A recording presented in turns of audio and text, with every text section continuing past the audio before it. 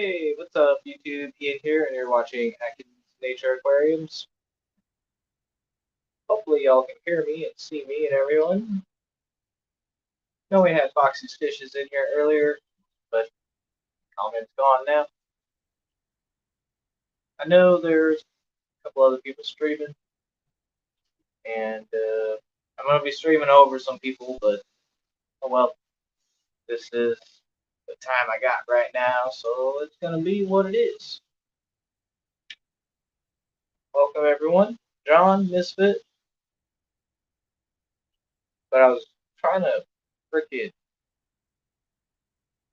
StreamYard's adding some cool stuff for the free version. Like, check this out. I can add a video now.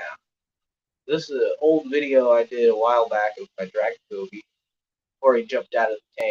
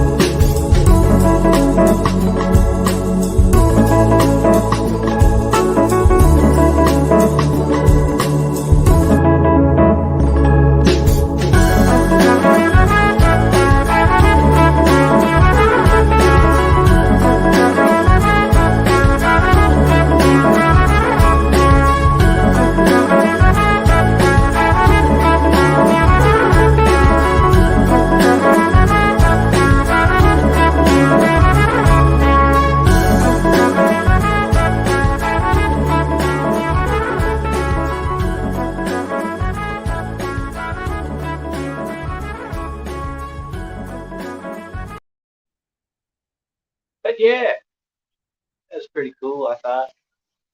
They're adding music and stuff too. I don't know. I thought it was pretty cool. My cat is not with me today.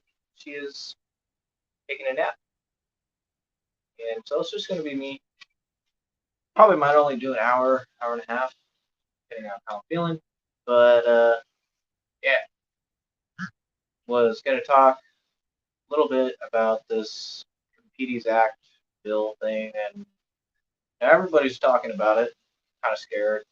I don't think we all really need to be super anxious and um, causing an upright, but it is something that we need to be aware of and keep on. I don't know. It's I don't know if anyone's actually looked at the bill. You probably have, at least the amendment of the Lacey Act, and it is just an amendment. It's not even passed yet. It still has to get voted on through senators and whatnot. But all I'm gonna say is just who's making this list, right? I know other people have also said this as well. And what does this mean for the smaller businesses that actually do import a lot of the rarer species that we keep? You know, is this going to affect them very much? Hopefully not. There are a lot of species out there that just don't have that much environment injurious research on them because who's going to fund that? But that's pretty much all I really know. I don't know much else, so I'm gonna shut up about it.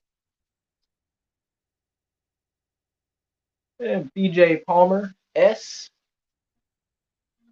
Finally, I get to see you. How are you? Great trumpet part and music. Thank you. Um, yeah, that was an old video I did a while back. And yeah, just doing good. chilling out. Did a bunch of water changes on my days off. Got some tanks cleaned up, maintained.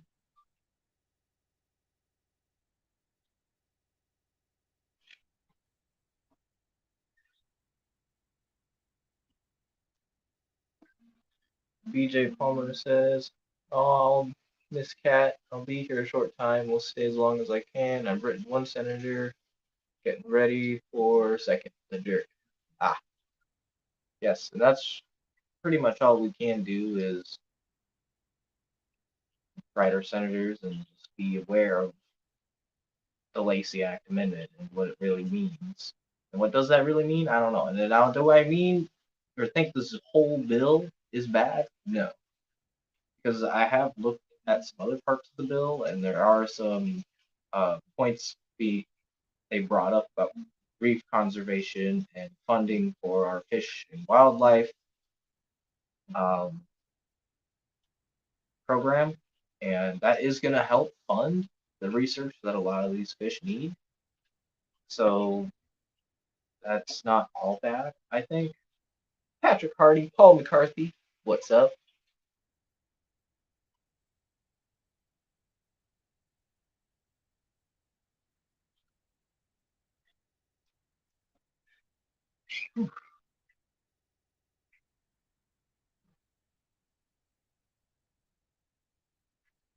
Managed to MacGyver myself a filter for my 20 gallon. Yeah, freaking check this out. If my internet will show you. It's a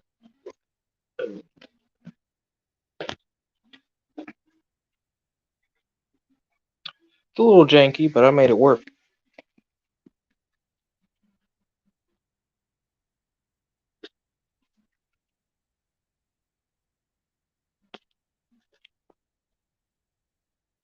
All right, so this was a free filter, and pretty much just little, I don't know, Tetra filter, I think.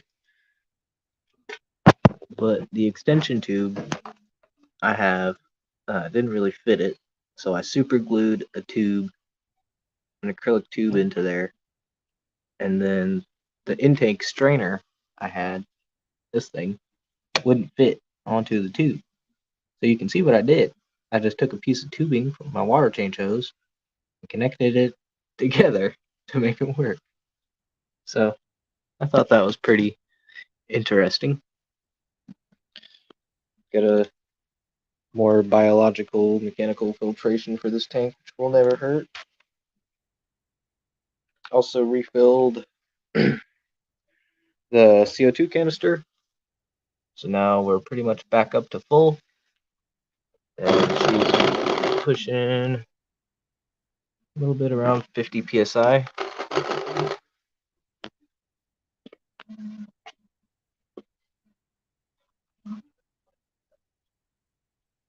And you can see CO2 bubbles coming out.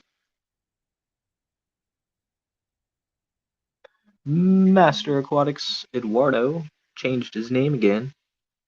Eduardo and Antonio, or oh man, I always get it wrong. Eduardo Antonio Oregno Costa. I always get that messed up. Eduardo. Great first stream he had earlier. If you guys did not check out Eduardo's stream, it's probably because you weren't subscribed. So make sure you guys subscribe. One of my mods could please drop his link and make sure you make it to his next one because he is just a fun guy.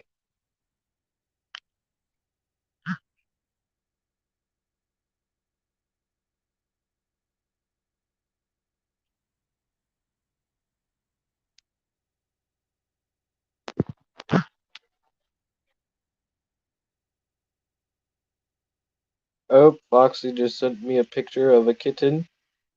That is adorable. And I am going to respond live.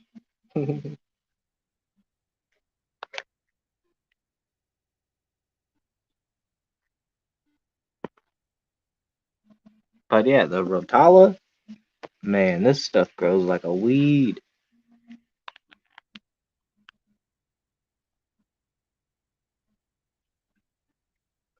You was placed in timeout in another stream. Well, that's not right. I don't know. Some people probably have different opinions and then they just go timeout people. That won't happen here. If you have a different opinion, feel free to put it in the chat. As long as it's not derogatory or you're being mean to other people, I really don't care what people say. People need to be open about their opinions and how they feel.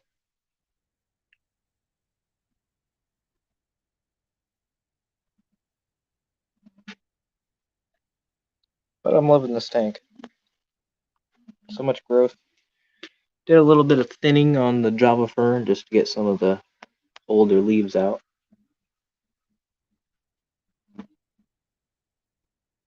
It's really grown onto the rock here. Like, you can tug at it as much as you want and you'll pull the rock out before that Java fern comes off. So that's why I'm going to take the rock out, all the rocks out, and the wood. And I'm going to use that instant ocean like epoxy, the tube epoxy stuff. And I'm going to attach it all, make it all one piece, and then place it back in the tank. Make sure it looks good, the same. I'm going to take lots of pictures and make it one piece permanent because I just love how the wood is coming out in between the two rocks and there's like a cavern in the middle. And the wood is cool because it like there's a branch that swoops around and loops over the rock over here and it swoops over here and then the wood also breaks off, comes over here, grabs onto this rock, goes down and then right back up. It's a really nice piece of ghostwood, ADA ghostwood, or I think it's also called. Oh my god, I'm blanking it.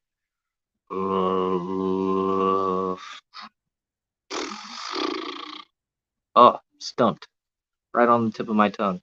Not mangrove, manzanita. That's what it is. It started with an M. Really clear water. Thank you. And it's just got the little hang on back and internal filter, but lots of plants. Love the plants. And like the top, these grassy plants are growing right out the top. So this is a mix of Calanthium vesuvius. Well, y'all, I don't know. Does that really look like Calanthium vesuvius?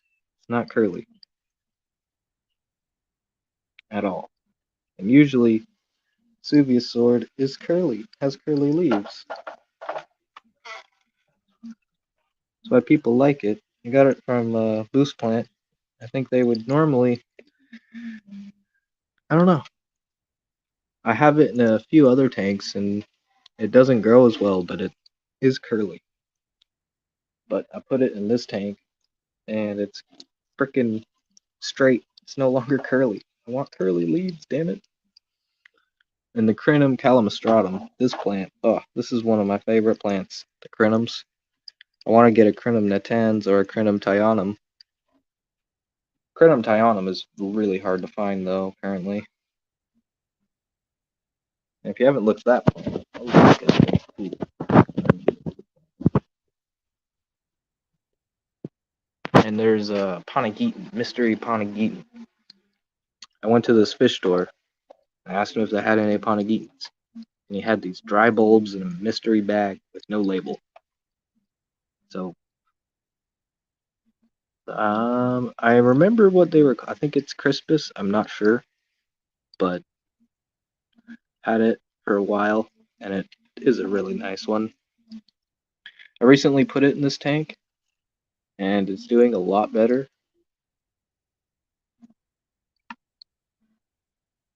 Yeah, Dustin's fish tanks. I've seen him get that plant in sometimes, but every time I go to look for it, it's sold out. So I don't know. Trying to find it local. Maybe if there's another AGA event, the American Gardeners Association or Aquatic Gardeners Association, something like that.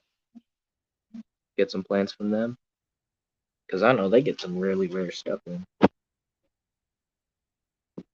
And so does the Seattle Club. Oh, and I don't know if I'm supposed to say this, but our next Guppus meeting is going to have Dr. Anthony from the Amazon Research Center uh, as a speaker. I'm not sure if that's going to be a Zoom meeting or if he'll actually be here in person. But I said I was going to stream the next Guppus meeting, so we'll see how that goes. I think that's going to be really awesome because we see Dr. Anthony in a lot of the streams here, so that is awesome. Are you going to the AGA in Chicago? No. I will probably not be going to any events outside of the Pacific Northwest for a while. She was sidetracked. Oh, the plant you're looking for? Crinum thionum. It's a pretty rare crinum that has like thick, straight leaves.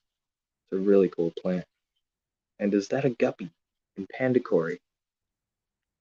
Yeah, my guppies in here. These are our first generation of a kind of cross that I did between a koi tuxedo male and a virgin female tiger antler. So you can imagine the female tiger antler does not have any color at all, and I crossed it with a male koi tuxedo, and these are first generation spawn. They look pretty cool. I thought more of the yellow tiger would have come out. This female has a yellow tail, bit of yellow in there, so there is some yellow coming out. But I had yellow tiger antlers from the wet spot, and they died. I lost the female and the male. But I had one fry in the tank, and I managed to grow that fry up, and it was a female. So I knew it was a virgin female because I had no other guppies or endlers in the tank. So then I took one of the older koi tuxedos that we had, and we were working with koi tuxedos for a long time. They were Cat's first fish, tropical fish.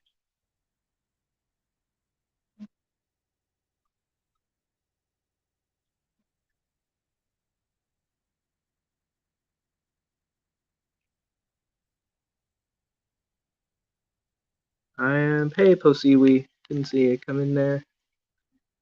Tell everyone about my dad tonight. Alright. Ralph Cooper stream. Po's dad. Cool. And what time will that be going? Just so we know. And pandacories. There's a group of 7 pandacories in here. And there should be 5 or 6 little pygmy cories in here. They're really hard to spot. There's also 4 ottos. Love my otto cinclus. There's also an L333 pleco in here somewhere. Wonder if we'll spot him. I don't know. That L333 is a hiding master. But we also got Celestial Pearl Danios and Glow Light Danios and Emerald Iris Boras. Just a little nano fish tank. Can't find the common sunset platy. The ones back in the 1970s.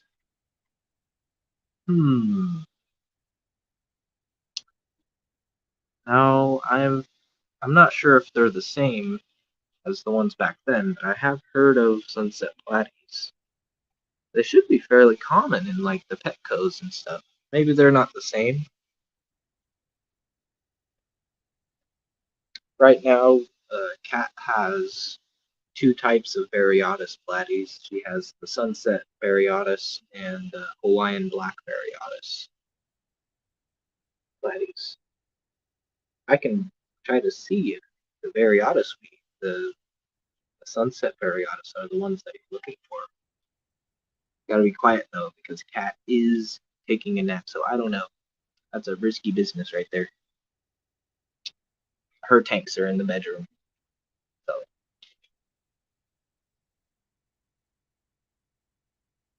maybe I'll do a video on them soon. They are starting to get fry.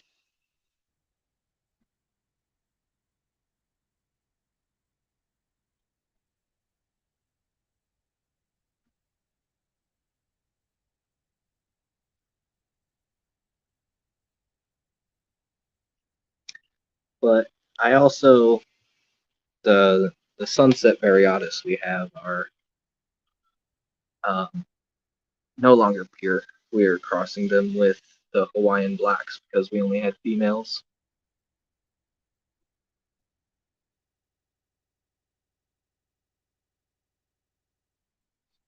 Oh, and another exciting thing. See that plant, that crypt with the cool colors, the reds, the pinks, greens, the cream color in there?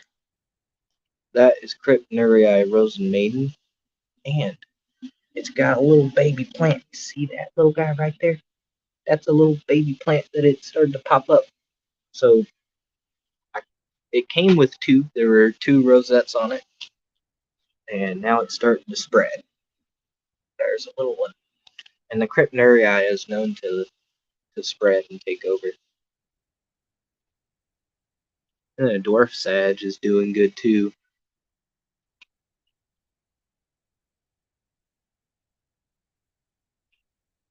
A little school of corycats.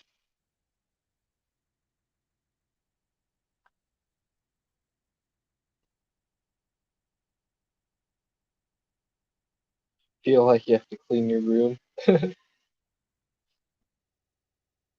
Eduardo will be right back. Came across last year, but they were already very old. Oh,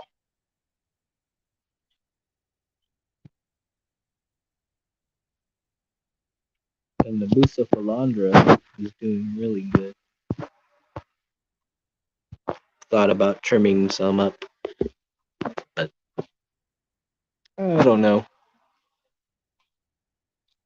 I just don't know. Should I trim it up?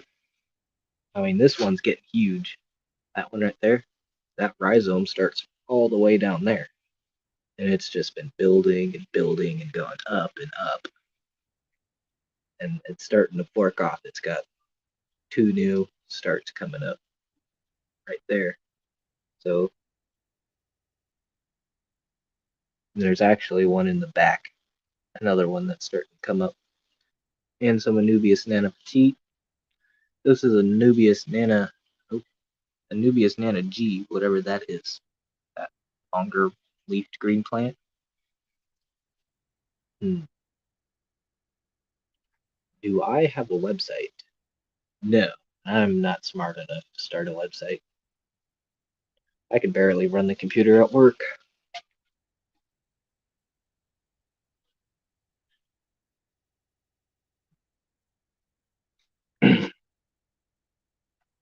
And I don't even remember most of the Bucephalandra names, but I believe this one is Godzilla.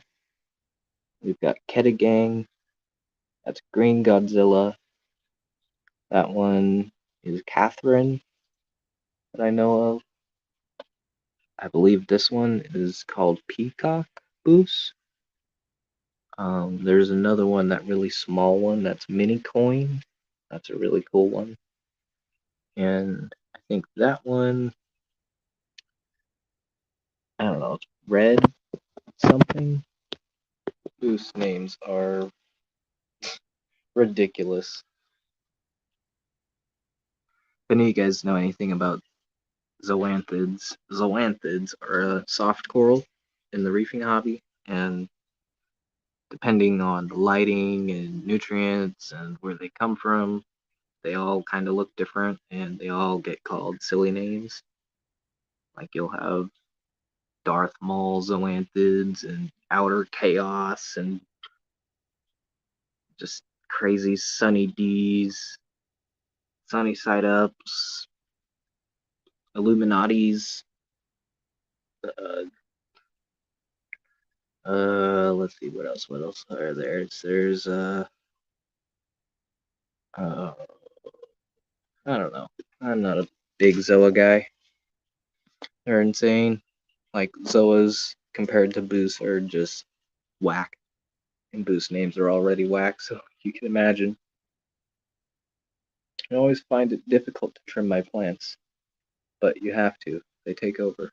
Yep, they do take over. They do. But I recommend some good tools.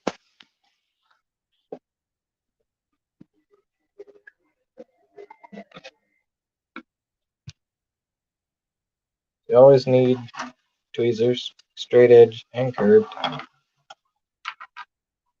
Little scissors. They work best for like really manicured plants, and a pair of curved snips. Those always do good. Nathan Fishboy.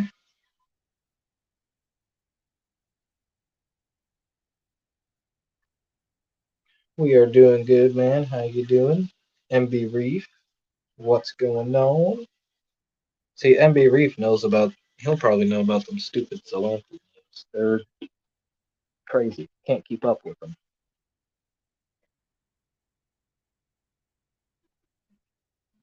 Are all coral names different species of coral?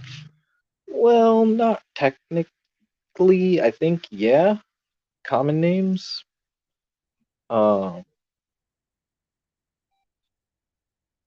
but there's just so many. They're like all different. It's really hard to classify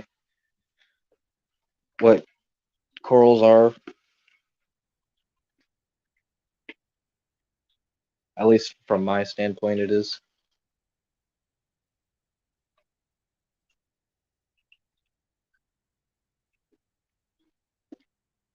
And I am trying to learn more about saltwater and reefing and get more knowledgeable. Eventually I want to start to get some reefers up here and show you guys, the main audience, that reefing really isn't that hard. And I do know a few of them. I know Anthony's been up here a couple times showing up his reef tank, and he can talk about how easy it is to maintain them. It's really not that different. There is a bit of a price jump. You can make a budget saltwater tank if you shop good and find some used deals. Obviously, you don't want to try to find like broken equipment, but if you can find an AI Prime or a Radeon used on Marketplace half off than what it would be like uh, at a retail shop, I mean, do it. Especially if it's only like a year or two old, because a lot of people in the saltwater community, they change because there's a new product out. Like people will change from the old model to the next model because people like to do that. They want the newest, grandest thing. So you can find some good deals of older equipment that's still really good. That's not that much. And you really don't need everything that's like when you watch a reef video, you see all these sumps and protein skimmers and dosers and these freaking Alcatronic Trident Apex systems that are testing things 20 separate times a day. You really don't need all that. It's nice. Trust me. I mean, it looks nice. I've really been thinking about them Trident systems, but not for $1,000. Um, oh, S has a question. Can corals hybridize? I don't think so. Um, I know a lot of corals, if they do get too close, they they have warfare, and it's also really difficult to sexually reproduce corals in an aquarium. Um, from the little research I've done from it, it takes a very specialized tank to uh, have corals breed. And breeding corals and fracking corals is a totally different thing. Now, I have seen like plating corals, the like Montiporas. Now, I don't know the science behind it, but I've seen green Montiporas and red Montiporas be grafted onto the same plug, and eventually they'll kind of grow into each other.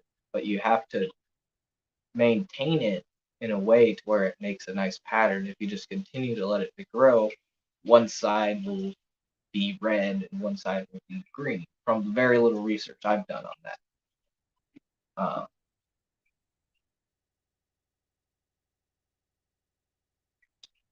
corals are very tricky. Like, and you can also mix different corals that are the same uh, genus. I would think that would be like zoanthids. Um, you can put like Sunny D zoanthids next to your Darth Mauls and your Illuminatis, and you can create a zoanthid garden of different colors. And that's kind of what I'm trying to do with my Busa Philandra in that 20 gallon, is just create a little garden of different species of booze. Now, granted, a lot of them kind of look the same, but that's what I'm attempting to do. Get your camera back. All right. Boom. There we are. What's up? Ben Backstrom. What's up? Pathos is amazing. Yes, I love Pathos. It is a really good plan. 3G, Greg, what's going on? Wearing what with this shirt?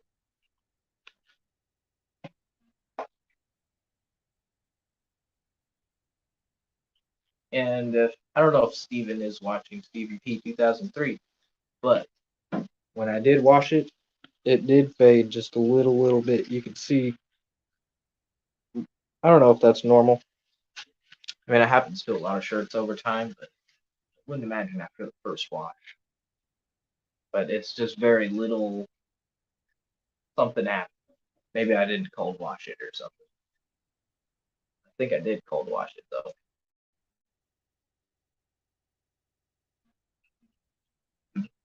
But get your what the fish shirt, man. It's freaking cool.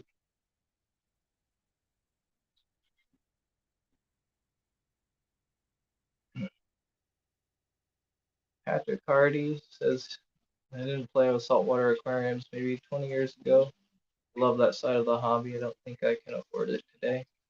Yeah, and it's definitely getting more expensive. I mean, it's saltwater fish going up, corals are going up. Um, it's definitely not a cheap hobby. And I think freshwater is also slowly becoming that way.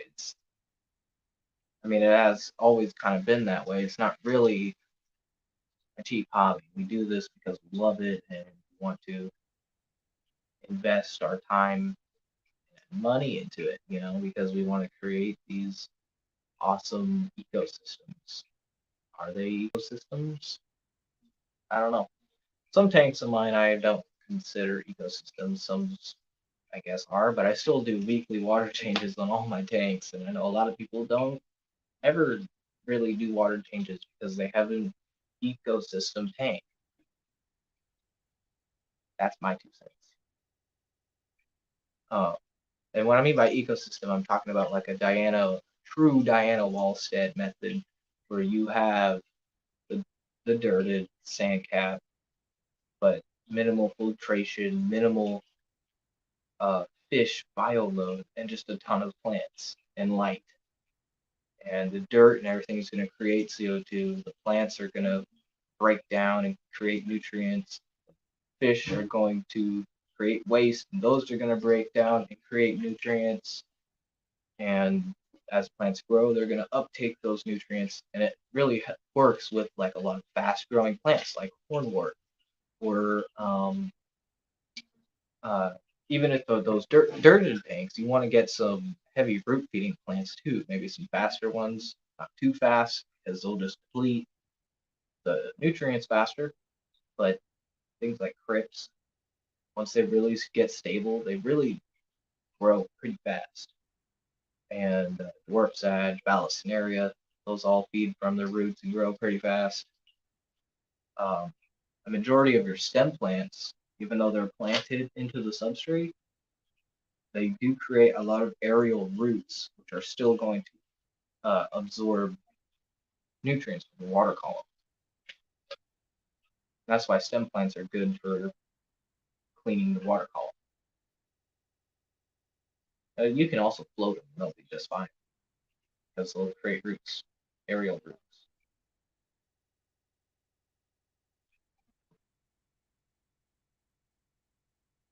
Noodle, noodle. Oh, love that fish. That's catfish. A little Senegal Maisher. He's getting pretty big. Lunatic Fringe Chew. Good to see you, man.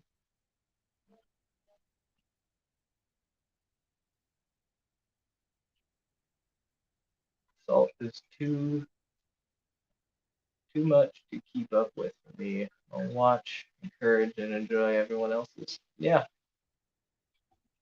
I thought that way too. And to be honest, my reef tank, I've been super lazy with it, and everything grows, everything spot on. I barely do water changes on it, like maybe once every few months. Clean the glass, feed the fish, feed the corals. Um, it's been pretty easy. I just got to make sure my ATO is filled up with water, and I do add a little bit of baking soda in there just to keep the pH up. And I'm also going to be start adding kalkwasser into the ATO once I get some money to go get some kalkwasser. Ugh, Cassie.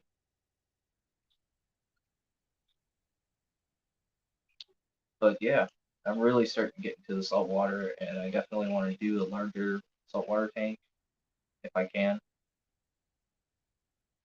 Maybe I'll convert one of these tanks, break it down. I don't know. It would be nice. I do have a.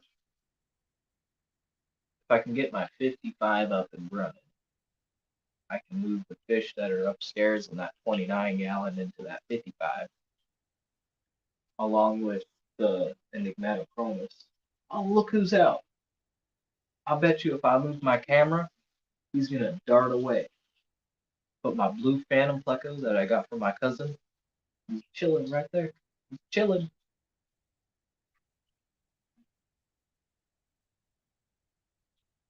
Whoa.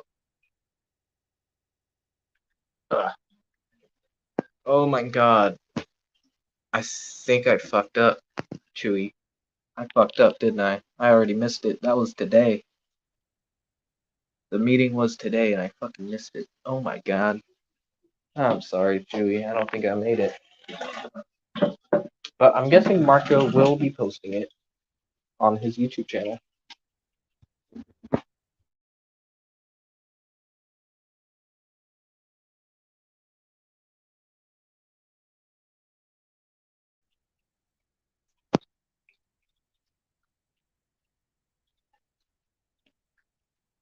What happened to my internet? Camera.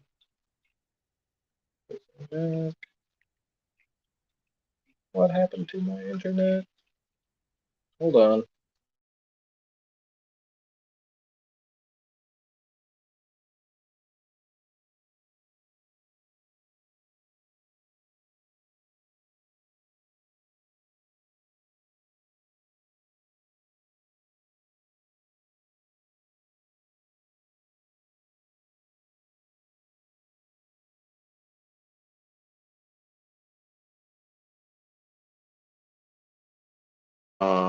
Right, I think that should be a little better. I don't know. My connection might be complete garbage.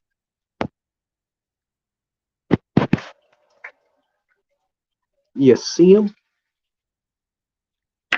That little fish right there is the dang blue phantom pleco.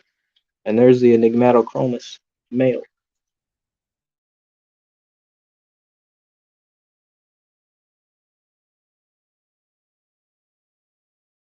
I'm losing my connection. Okay, I'm going back. I'm sitting back down.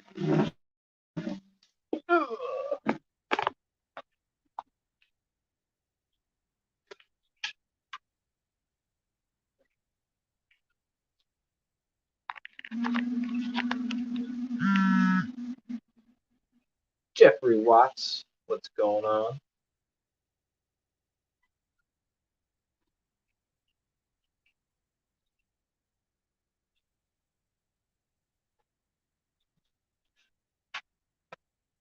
And we're back. And you can see my big mess up there.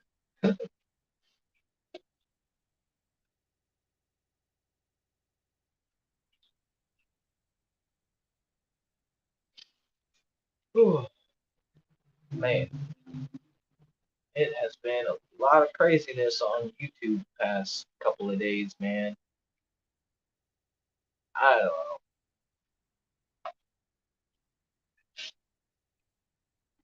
No, I'm just worried about losing places like the wet spot and dance fish, aquatic arts. And I know they are focusing on trying to get a lot of captive bred things, but even then, getting things imported into the country might be a problem. So I don't know. Definitely something to think about. Mexicala fish keeper. What's make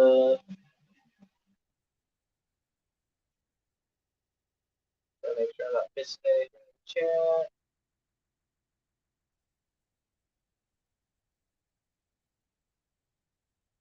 If you guys want, I can go show the reef tank. You guys can see it and show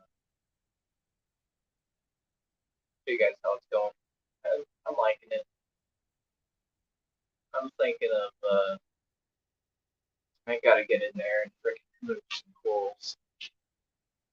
Freaking green star polyps get crowded. I don't like that.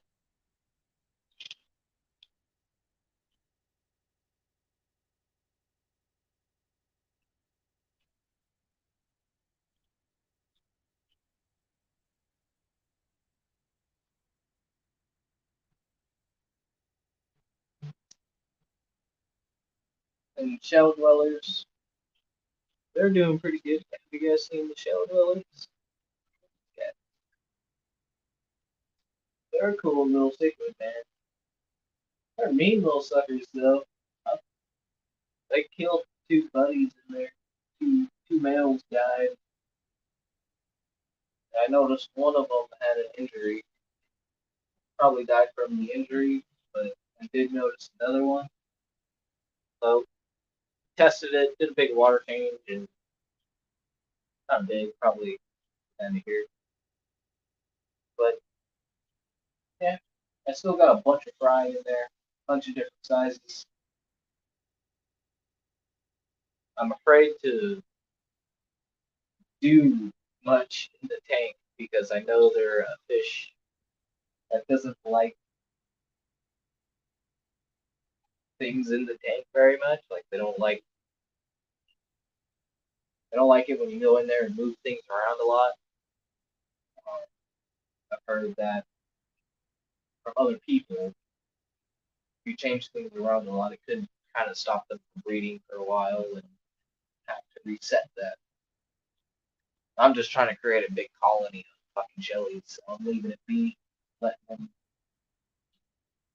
run the tank. All I gotta do is make sure the water is clean, feed them.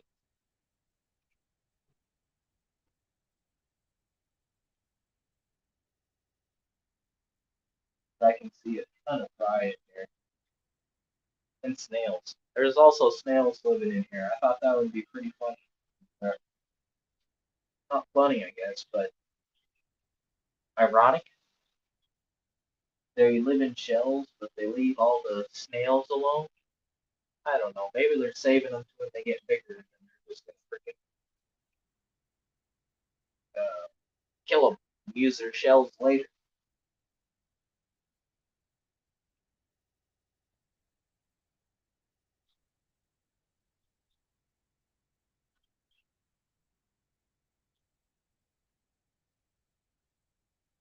They are definitely a cool little cichlid.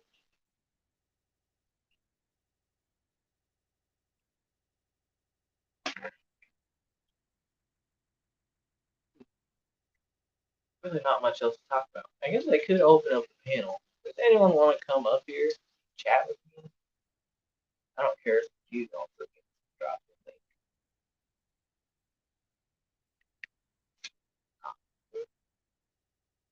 Post comment.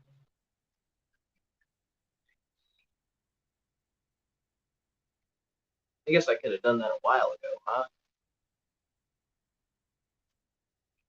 That should be in there. DMC Productions. Man, it's been a while. I'm a cave dweller, but I'd sooner be a shell dweller long as the Atkins Anarchy fired up. Cheers, Scoob. It's always good to see DMC. It's an OG right there. He's been around a while. You know what I gotta do? I gotta freaking hit up Miles and see if I can get him to come up here. Bet y'all would like that. Been a while since we've all talked to Miles. And man, would it be cool if I could get a hold of fucking fish. Kevin. Miss that guy. He's cool.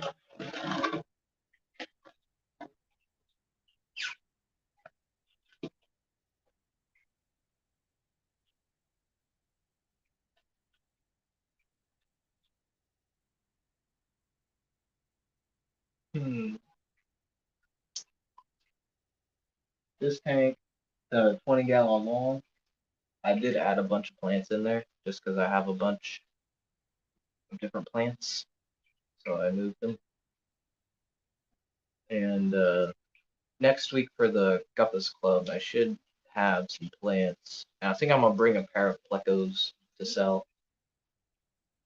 And I don't have any pleco fry, so I'm not gonna bap them. Well, I do. They're just not 60 days old yet. I have to wait till they're 60 days old. And it'll be ready to that. Earn some points for it. All right. I will tell Cat hello, and you have a wonderful evening too. DJ Palmer. Yeah, Nathan Fishboy. Nathan Fishboy was in here earlier. He might pop in again. He might even click on the link. Hopefully that freaking link works. There it is. I don't know. I don't have Cat here to check YouTube for me. I should get rid of that banner too. Remove it. There we go. I was thinking of adding more freaking videos to this thing. I don't know how many I can add. I can add more? Dang. Doing this live. You guys might hate this. Tried to do a saltwater video, but it wouldn't work. Hmm. Let's do that. We'll do that for the end of the video cut. Link's good. He's just not coming out of his cage. Oh, I'm good, DMC.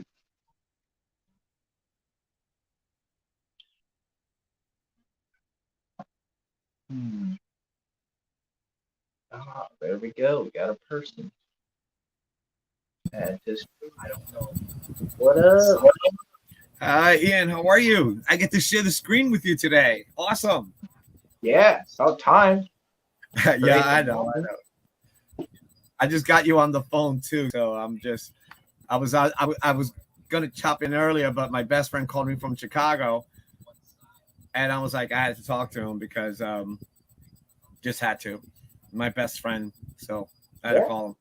Yeah, and he's just checking up on me, all the family tragedies and all that stuff. So it's just touching base, make sure everything's good. So everybody in chat, I can't see chat very well because I have it on the phone. I don't have it on the stream right now. But thank you so much for being the first one there. That was really awesome when I saw you. It was really cool. I was like, yes. And the funny thing is, the conversation was going to be about, someone like me who's been doing it for a really long time to pass the baton to someone like you, the young crowd. That was really where my focus was going to be. And it was really nice. It became kind of an emotional moment. Huh? I mean, I look dark. I like my whiteness. Yeah, there's better. It's a little tank like I have right in front, so I have it like put it on this way. And I wanted to talk about that, and it was kind of like a slap across the face with Color Guppies and what's going on with him and the tragedies, and it just it balled in you. It's like, I think it was Vinosky who said the show must go on. And that's what I always tell my kids when they're like they get a nervous attack when they're going on stage, and they're like, and I said, remember, the only way you're excused from a performance, and if you're dead, and even if you're dead, your ghost has to come and perform. So the show must always go on in the sense of when it comes to performance. And but it's kind of hard just to swallow that big thick pill and go on with the stream, especially it being my virgin stream by myself. And I thought it was amazing. But yeah, I mean, the fact that we have someone like you in the film, in our Fish fam, we have Brienne, and we all have a gift to give. I've told you many times, I love the fact that you can pronounce all these Latin terms. And I took Latin in college, and don't ask me. I barely, I passed the class with an A, but it was basically, I had to like literally learn all the language and pass it in. And different when it's you're forced to learn it compared to you learning it because, hey, this is kind of cool, and it's actually a joy. You're like, oh yeah, it's I can't even say it. Malasalai or Sinadantis, Contulicata, whatever, Illuminati, Funkanani, whatever.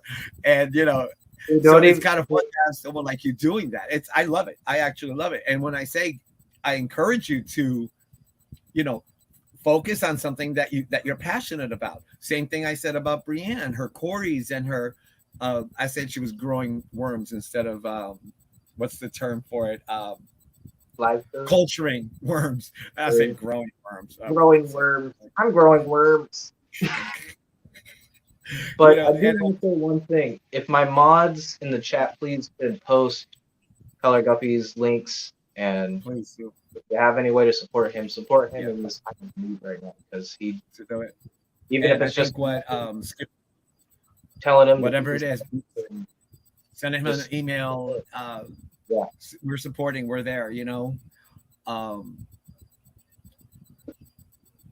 It hits hard because I knew that his wife was in the hospital going through her chemotherapy, but I had no idea about his son. No. And that's as you know, I love those two people right there. Those are the most important people as a man. as a In father and as a your husband. Yes. yes. Yeah.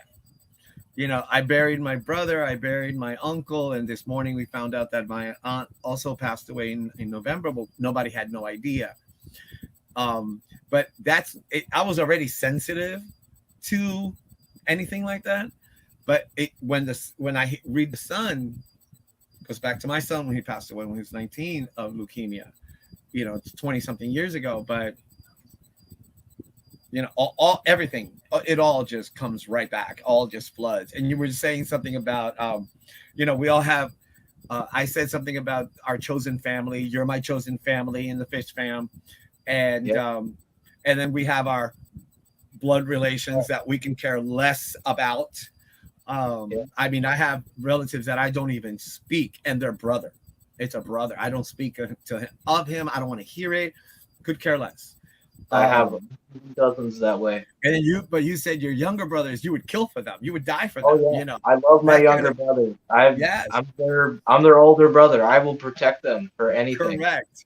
And Correct. they are so much more stronger than I am willing, because they weren't raised by my dad. They were raised by my mom and her fiance. So they're completely Right. different than I am. And Right. so like they went into National Guard. They actually finished high school. They're doing well.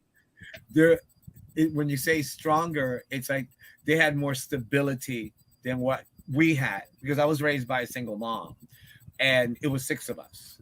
That's a lot of kids, and one working mom. That's a lot. And even though I always had the battle relationship with her.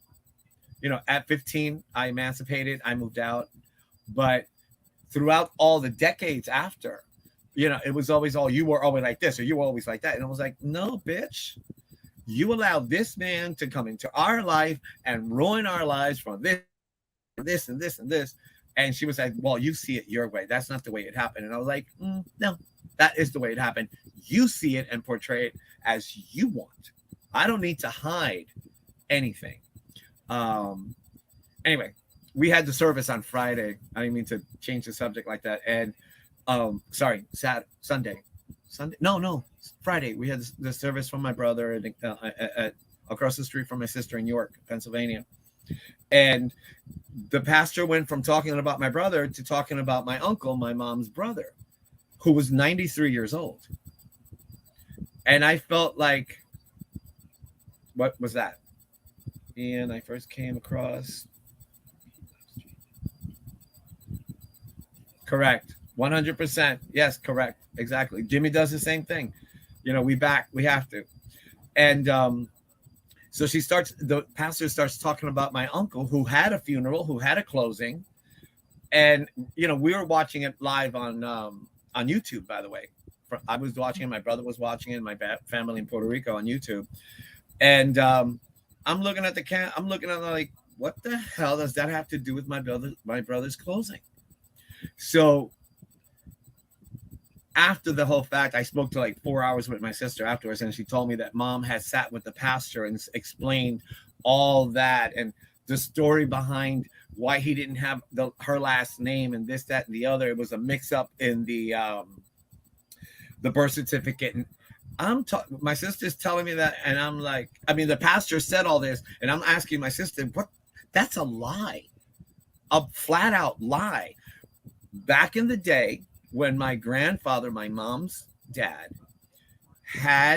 he was younger than you, had sex with a house servant that worked in the house. She was young too, and she passed away at birth. But my grandfather's parents, who had money at the time, or were people with wealth, said, "You're not going to recognize this child." And so my grandfather never recognized his own son until he was 40 years old. He recognized him. But the whole thing was that there was a mix-up with the birth certificate. There was no mix-up. My grandfather did not sign the birth certificate that he was the father. So he had no legitimate last name, right? And if you notice, when you saw my full name, Eduardo, here. Oh, by the way, here, this is a good one. Eduardo, repeat after me. Eduardo. Go ahead. Go ahead. Go ahead. I'm sorry. I was reading the chat. Oh, I'm sorry. Go ahead. You were saying? Eduardo. Think Latin. Eduardo. Eduardo. Right, I'm so gringo when I say it. Wait. But you're saying it. You're not saying it wrong. You're adding a W instead of the U. So that's why Eduardo. Okay. Then Antonio. Antonio. Or No. Listen to me. Orango. Or Rango. There you go. And Costa Okay. at the end, like Costa Rica or Costa Rica, whichever one you want to say. It's Orango. And believe me, my own students, they'll screw it up day after day. So you know what they call me? Mr. O. Mr. O. Mr. It's so easy, you know. But it's sort of like that passion behind the non-recognition. You know, we're listening to my brother's service, and this lie is being told, and I'm like, "What? This is a pastor." And then I asked my sister, "How the hell did he get that information, Mom?" She wanted to have. Okay, how can I say it? The battle that I always have with my mom is she was and is a hypocrite. To your face, she'll be like, "Hi, how are you?" As soon as you turn your back, I don't want that asshole in my house anymore. Like that, just like that. But to your face, to the guest, she's like, "Oh, hi," and you would swear. People would say, "You have the sweetest mother," and my face would be like, "You have no effing idea." So anyway, but again, we settled all those terms many years ago as adults, and I'm over it. You know, like I'm done with kind of. But here is my younger brother's death, his funeral, and Mom is creating these. Again, the same thing she always did. She had to give face, and it pissed us off like you have no idea. Which, of course, creates drama in the laughing matter in our world. Wow, there's a lot of chat. Go ahead, read it if you have to. Oh no, it's good. I'm just wow. Back in the day, it was a no versus today. True, Patrick. I agree. Greetings to all fine fish people. Surf City Cichlids, you said hello to them. Peplin. Am I late? No. Yeah, Peplin, come in. DC. Thank you, by the way, for all of you that watched the my live stream and made a comment and liked. It was really awesome. I thought it was really very powerful of Rico and Skipper to send everybody over. Unfortunately, I was not reading the chat. No, I wasn't listening to them while I was on, so I had no idea what was coming over. And then there were, you know, it blew my mind. It really did blow my mind. It's tough to really read the chat when there's some people in there chatting away. They get to typing. Especially when you're at 100,000 and the chat's going this fast. Yeah. So it's good to have really good mods in there, that's for sure. And but it was a first experience, and I said I went back and I was watching myself. I was like, Jesus, okay. I said I'm a little talkative, just a little. And someone had said something in the chat, and yeah, just a little, right? It's like, shut up, you know. It's like, but it's sort of like that kind of, why are we here? Yeah, right. I'm here. I love watching all your aquariums and the dynamics of your fish and the plants, and when you start talking about them. And you said, you know, I don't know if I should trim them down or not. And I have an issue with trimming. I do, because it's sort of like it's so perfect. But if you don't trim, it's going to be, I think it was BJ that put in chat. He had, oh my God, what was it? He wrote it. I forget. It got out of the tank, up the back, the shade. Then it came back down. And then he tells it was his toilet plant. You know, it's like, Jesus, it got more humidity than God in there. You know, of course it's going to go crazy. And I have that issue with the pothos right here, right behind me. There's a piece there. There's another one going over there. There's this one coming already on that side. And don't even talk about the one that's in the house. That's like, it's just going up the wall. So you know what I do is I take the stapler for wood and I'll just staple it and then just let it go right off the tank. So and I do realize that you were saying you got to show your discus, got to show your discus. Yes, You know, I they're on want the to see last it. leg. I want to see a video I of your know. disc. And you saw the picture, I saw a picture. and it was, yeah, but that was a Are couple those of years ago. the blue marble reds? No, those are melons. They're called Melon. melon discus. Yeah, they're Oh, two. Both of them are females, and I had two uh, turquoise blues with that, but they died about 5 years ago. And but it's I have the mosh pit of tetras. That's my favorite tank. That's the one I did the video on, the 6 minute, 7 minute one, because it's so beautiful. I just love it, and I am that kind of fish keeper that having that pristine look. That's not me. yeah. Clear water, yes. I mean, I got clear water tanks, but the bottom, the mulch on the bottom, and all the botanicals, I love it. That's why I love watching your tank, and I love watching Alex, because we have the same ecosystem, like in our tank. Let the fish and do the water changes, do all that, but I don't touch bother them. yeah, don't touch the substrate. Leave the substrate alone. Take out the filter, do the filter, do all that. Leave the substrate alone, because that's where everything that's good is at. Yep. Everything that's good is right there. And Yep. did you see I don't know if I didn't see you on Sunday in Jason's stream when he was doing the underground filter. Did you see it yesterday? It was early. Jason with Redfish Bluefish? No, Jason from Degenerate. Oh no, he goes way too early. Every time I try to pop in there, it's like he streamed 1 minute ago and you missed it by 1 minute. That's what it was for this morning or yesterday. Yes, I yesterday. missed it by 1 minute, and last week I missed it by 15 minutes. I was like, yeah. What he did, if you haven't gone back to see it, what he did was, I mean, in way back when I was your age, even younger than you, underwater gravel filters were the thing. It was not, and of course that little plastic thing, plexiglass with the charcoal and stuff. That was what we used to use. Not all this stuff that we have today, but it was the under gravel filter that sustained our tanks, and even though today we have more plants and all that stuff, that was it. And he did that, and he did it so quickly. He didn't rush, but he did from the tank. I mean, it was kind of teeter-totter because he was doing it on top of a stool, with the glass on top, and we were like, no. All right. Yeah, exactly. It's like we bump into a tank and we're like, okay, 15 minutes. I make sure it doesn't crack anywhere. We just bumped it with our shoulder or something. And he was doing that. I was like, oh Jesus. Lady Diane was in there. Her and I were the pins and needles. But he did it quickly, and he put the gravel, the under gravel filter, he put the dirt, and then he put the sand, and then he scaped it, and then put it on the shelf, filled it with water, and it was working. And he did it really, really, really fast.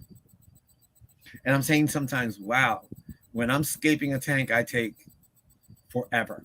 I mean, you know how many times I'll move the rock from this side to that side, or the Manzanito wood, or the whatever I have, and I don't like it. And then I have to walk away, just walk away, go do something, go watch an orchid bloom, or watch the grass blade grow or something, and just come back. All right, you've been doing this for an hour now. Let's get onto it. And then I'll just like put it in, put the water in, walk away, and then come back when it's clear. And if I don't like, maybe I'll move this, or and then put this plant. But you have 36 plants in that tank. Remember you counted those 36 or something like that. Yeah. But that wasn't all at one time. You just kept adding little by little after. Yeah. And I think that's Guffus Club meetings, man. You go to a Guffus Club meeting, you're coming back with some rare plants, and you're gonna put them in a fish tank. You have no idea. Well, actually, you do. You actually do have the idea, and it's sort of like really great. And you put this little piece, or you put that little piece, and is that going to be good? Or is that? And we have you've seen the ones that Steven sent, the big valve, it melted almost, it has one or two, but the cold did that as well. But on the bottom and the root, they're popping right up, and they're going to be. It looks like it's just going to be just as big as what it was. So Yep. once that's, I'm good with that. One melted all the way, all the leaves fell off, but the root is still there. So Yeah, as long as the roots are nice and white, yeah, just leave it be. It'll come back. yep. And that's the thing about crypts too. Like you might have a crypt that just completely melts off. Don't go in there and pull it out thinking it's dead. Nope. Leave it. Just leave it. It'll come back. Because the moment you pull it out, you kill it. Yep. You interrupt its process, and it dies. It doesn't For me, come back. I see it melt. Okay, all right. I know it's there. It's just it does what it does, and it'll come back. If it's not in a couple of weeks, it's not up. Leave it another week, and maybe it went dormant. Because I did that with the tiger lotus. I trimmed them. The leaves were big, so they were like up to the top. And then I learned, no, you don't let them go to the top. Cut them when they're to the top so that the bottom can flourish. So I cut them, and unfortunately I moved it to the corner because I wanted them because they got so big. Now the leaves are they were like this big. Now the leaves are like a little tiny heart. They look like 4-leaf clovers, from the big one to but my bad. But it's still alive, So that's it. There is a weird fish that I found. Remember the one that you had that jumped out or you gave it away? What happened to it? The tetra? The Kyberzi tetra, Pseudochelseus. Yeah, he went bloop. And died? I didn't catch him. He was still alive when I found him, but it wasn't fast enough. He was still breathing. He was alive for like a good 6-8 hours, but he didn't make it. Didn't make it. I even put him into a QT tank just to let him settle in because his slime coat was all gone. Yeah. I went to the LFS Saturday. Yeah, right before Steven's stream, I rushed over there, and I had to do food shopping because I had to go get fish food. So the fish store, the LFS, is further away than the grocery shopping. So I went to the furthest point, and then to come back and stop and then stop home. Well, I went to that LFS, and I went to the other LFS.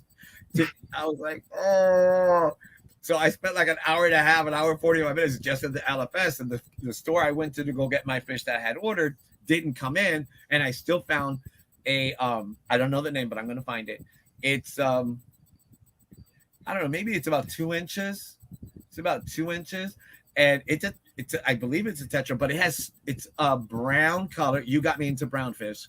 It's a brown color, and then it has zebra stripes going down. All right. And the one in the bag, you can't tell the picture I took. I have to take one. It's in the tank. So I got that one. And then what was the other one that I got that? Oh, and for albino zebra long fin Danios. Ooh, right? I haven't seen albino. They only had 4. I would have bought them all. And they gifted it to me. They just gave it to me. They didn't charge me. And they had 2. I went to go get my Botia loaches. They're blue with a red tail. I'll show you when I get them. But they didn't come in. But he got another Botia. They're an inch, but they're completely beige. But in the tail, they have a black stripe going towards the tail. The tail is clear, but the line is black that goes down in the back of their head before the tail starts. Got them. They're gorgeous. They're in the tank. And I'm like, oh, it's so silly. It's so silly. Hold on. And then so I got those things. I didn't have to get them. And then I went to the LFS and I got my brine shrimp, frozen brine shrimp. What's the other that I get? Bloodworms and spirulina. Yep. Right. So I get that the further. Have you tried the omega-3 enhanced brine shrimp? The frozen dry fruit. Yeah, it's made by Hikari, the same people that do the bloodworms. Hikari? Yeah. I have to go check which one it is. it's like mostly used in salt water, but I use it in fresh Oh, water okay. too. Um, Right. Well, you it's have got, both, so you can use both. yeah, it has all these omega-3 minerals and vitamins, and it's not just brine shrimp. So it's Right. But a little bit I more got that. expensive. But Then my koi and goldfish, they love bug bites. The goldfish koi bug those, bites. That's what they would tear that down. And like I said, the tanks that are around me, they're all full of duckweed.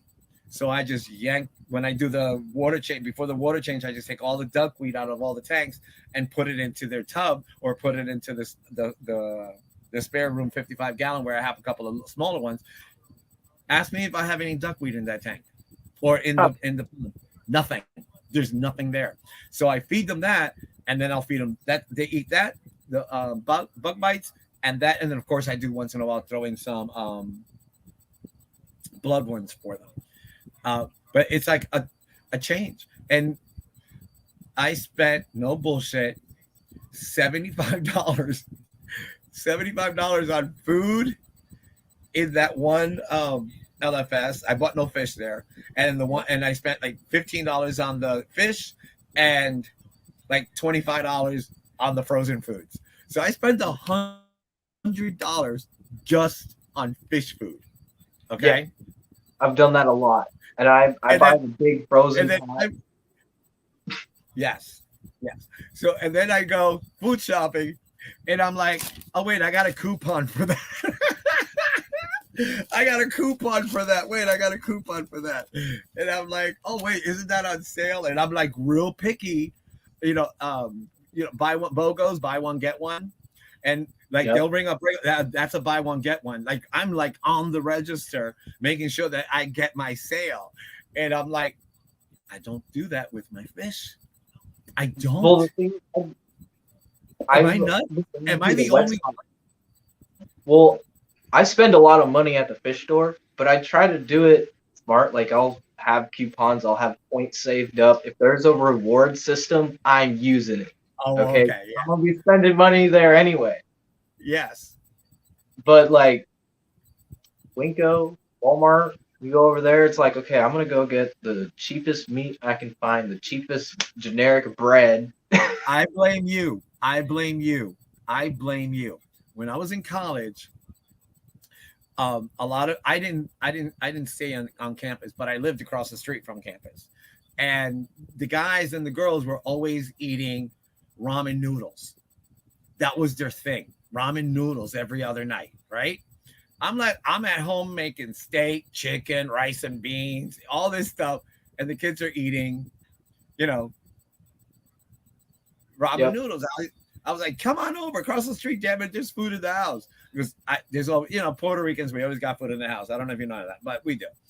And there's always extra. I can never cook for one or two people. It's like 5 or 6 or whatever. Oh, And rice so- is a big part of my diet too. Rice Yeah. is just so cheap. It's It's it. like- Rice and beans with whatever. Rice and beans with whatever. Chicken, pork, this, whatever. The cat next door. Oh, not the cat. I meant the, catfish. Oh, not the catfish. Anyway, the roadkill. Oh no, he didn't.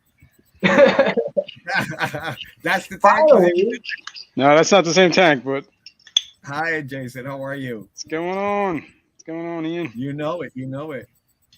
But I No, wanted to say real quick, I blame you for ramen noodles because guess what I bought while I was shopping?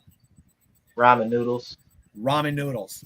And then there was a big friggin' pack like this for $1. I got 2 Oh. because I like it. I got 2 big ones. I'm like, the chicken was like, yep, there you go.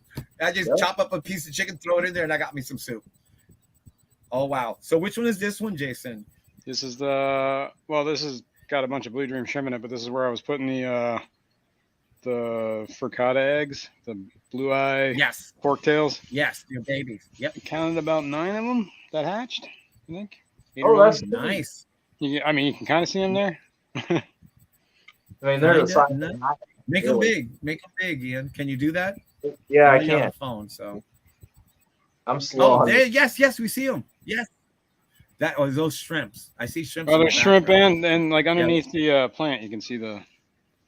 Yes, Yeah. the little tiny things moving around. Little eyelash with eyeballs. That's pretty much it. Just eyeballs. Yeah, the shrimps are huge compared to the. Those are Amano, right? No, those are blue dream shrimp. So they're brown. Neoteridinius. No. So- Yeah, they do look kind of brown in this light, but What do you I feed guess them? it's because they're not up to the camera. what was the question? Sorry, what do you feed them? That's a good question. I really don't know what to feed them. I've been feeding them. I have a Bacter AE. I've been sprinkling in there. Some bug bites that I like grind up real fine, like even as fine. Like I got the small bite stuff, but then I grind it up even finer. You know what I mean? To make kind of like a dust. Yeah. I was doing. I got freeze dried Cyclops. I was kind of doing that same thing, like grinding it up, and I don't know. It's been 4 days. It's been a couple days now. You got them in there. What? No, Sunday you did the tank. Yeah, they Friday, hatched like it was 12 days from right. Sunday. Sunday would have been well, not this past Sunday, but obviously Bacter is great for them. Perfect, awesome, good, cool. And yeah, I kind of figured it'd be a good microfood. What's that? I heard you can do boiled egg yolk or cooked egg yolk. Oh yeah. And put that into a real fine powder.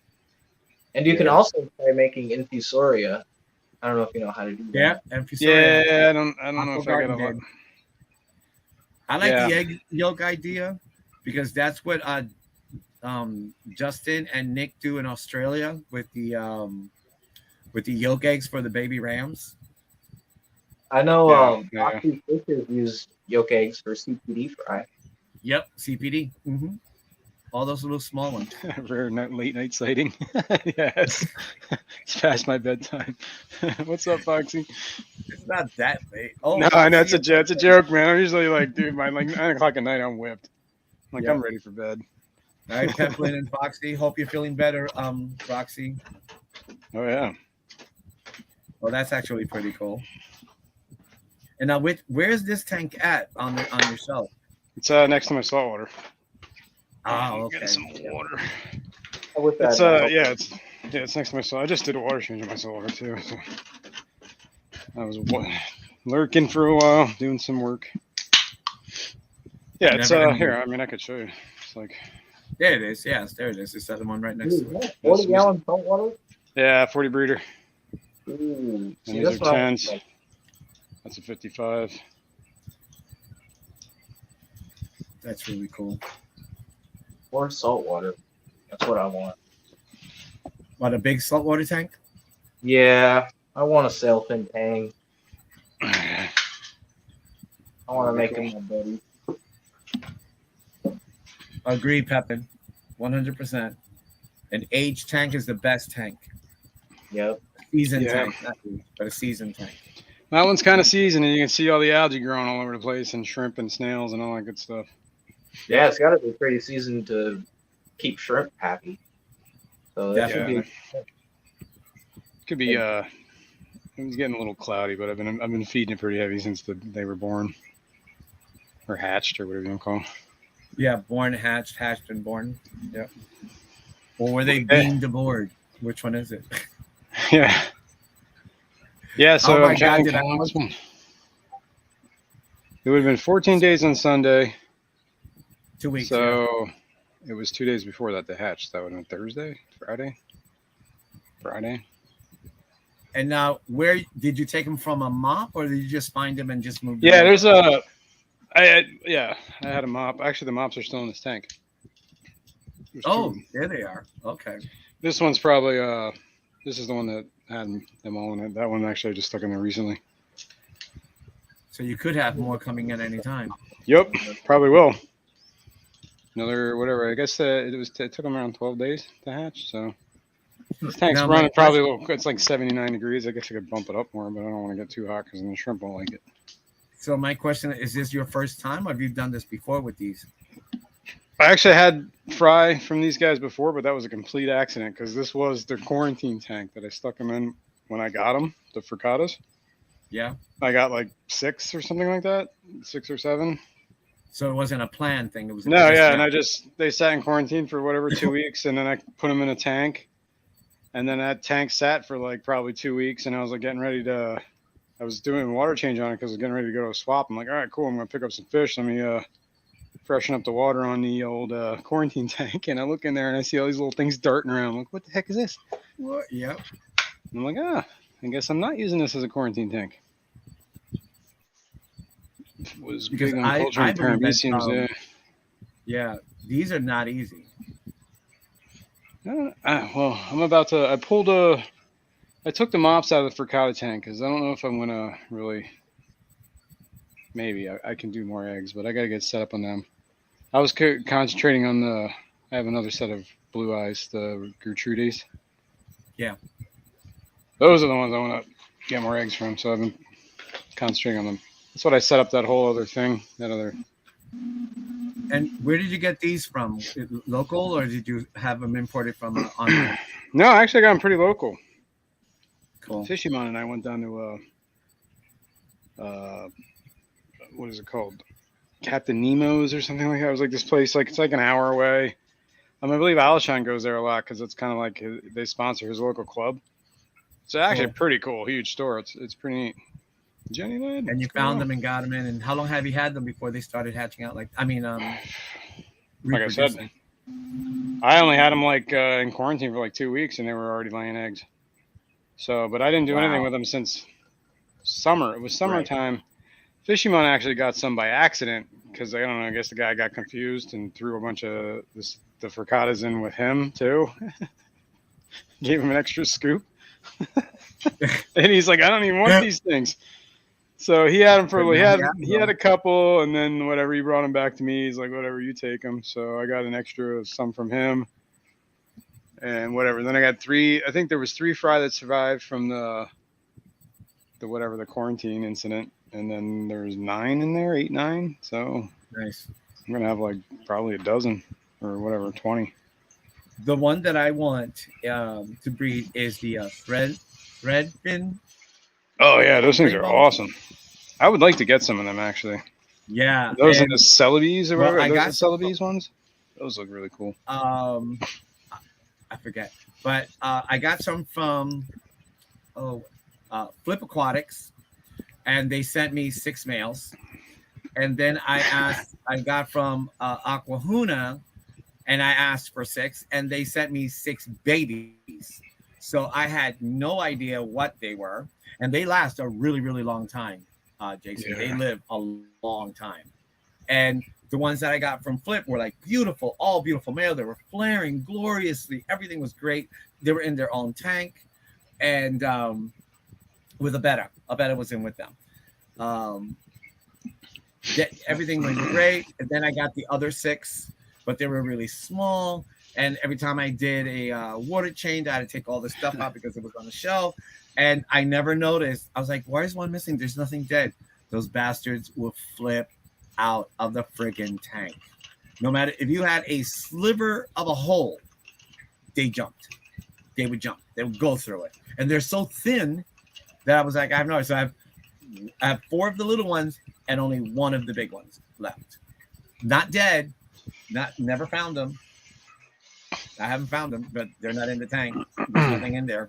I know I moved the betta out. So, but those are the ones that I wanted to do. If I was going to go rainbow, it was going to be the thread fin. I was going to go rainbow. Okay. Kaplan, you don't know how much of a problem that is for me right now. He said he's going to still call them rainbows because I guess I don't know. You're Athenia, you're whatever. Don't call them. Yeah, I don't know about those, but I know that the blue eyes are no longer rainbows. But I can't. It's so hard not to call them blue eye rainbows. What did the thread fins they changed their name too? Maybe those are the urea whatever. I can't even say that word. Well, they have blue eyes too, right? They shine. They have shiny eyes as well. Like McGill's. Yeah, maybe. The pseudos, yeah. Oh well. Joke of the day: how do you make holy water? I have no idea. Anybody know? I don't know. You poke it with a straw. Poke it with a straw? I don't know. Apple Garden, hurry up and give us the answer. We're dying here. Joke of the day. How do you make holy water? I don't know. Just poke it with some holes with the straw. Well, oh, okay. Now I see what you're saying. He goes, put a siphon in it. Oh, Put a see, I was close. Well, that's Foxy's answer. I don't know if that's the answer. That wasn't the answer. Boil the hell out of it. How you make holy water? Oh shit! Boil the hell out of it. Okay, I like Roxy's answer better. I like Roxy's answer better. Put a siphon in it. That was good. And but yeah, I was in the mood of a passing the baton, to the youth. And how do you feel about that? Wait a minute, never mind. I was gonna make some bad joke about you being in the mood with your baton and the youth. No, I don't go there. Remember, I'm an educator. I don't use those innuendos for those reasons. My middle name is not Matthew. So Matthew or Shanna. Scientifically, Roxy was saying she said it scientifically. Okay, not religiously. Yeah, right. Put a siphon in it. Passing the baton to the youth, Jason. How do you feel about that? I don't know. I think the youth have to earn their baton. Damn it! You can't just hand them it. They gotta run. They gotta run up to your speed. Then you can give it a lateral pass. You know what I mean? Yep. What you did yesterday. What you did yesterday with the underwater filter. How quickly you did it. How carelessly you kept us on pins and needles with that stool. Even though you did it that way and you kept us that way, you still did a successful tank. And of course, I remember typing, I hope he had checked the water before if it starts to leak. And you were like, jinx me, mother. I was like, I wasn't what I was thinking. It's just that was a pretty old tag. Did you check? But you did. You said you had done that before. It had water in it. Well, it had water in it, that morning. I took the water out and took the gravel out. And then I put the water, then I escaped it and put the water back in it. So I hope for the hour or two it didn't have water. It didn't develop some sort of leak. You showed the process, from the under gravel to the substrate to the sand, and then you scaped it. You put some plants in it. You filled up the tank. You put it to set. 1, 2, 3. You were done. Boom. Now explain to me when you were younger and you were working with tanks. Did it take a lot longer? Probably. I mean, every tank's its own animal. You gotta. Well, I'm talking to one animal. I'm asking the same animal. When you were younger, you know what I mean? Younger, I used to break tanks down all the time just to rescape them, just to whatever, because I was bored. Rearrange the tank with all the fish in it, or take the fish out, put them in a bucket, rearrange the tank, and put them back in. I used to do that maybe. But I wasn't a very good fish keeper back then. So okay, but I used to do that once in a while, once or twice a year with under gravel filters. But it was only because that was how I knew to clean the filter. And then you found out, leave the damn thing alone. That's why leave the substrate alone. Don't touch the substrate. Leave the substrate alone. Clean everything else. Don't leave the substrate alone. And yeah, really. And you plant it and everything that's there, and the biofilm that's in the biotech, it's just wonderful. Now, that was one tank, but most of your tanks, are they fully planted and or you have some what do you call it? Empty bottoms? Bare bottom, yeah. I have but those are mostly that's the quarantine tanks, or the bare bottom ones now. Yeah. All of you. The one quarantine tank, I immediately put I set up and then put a pair of not a pair, 16 different, 16, 8 of each, Melanitania rainbow fish, and those were little, and those things are notorious for taking forever to grow. Little babies. Yeah, it's been September is when I got them. Where are we in? And they're still that small. February? Yeah, they're still small. They're probably big enough I can move them to another tank. Yeah, move them to a bigger tank. I was letting them grow out a little bit, so they got a little bit bigger.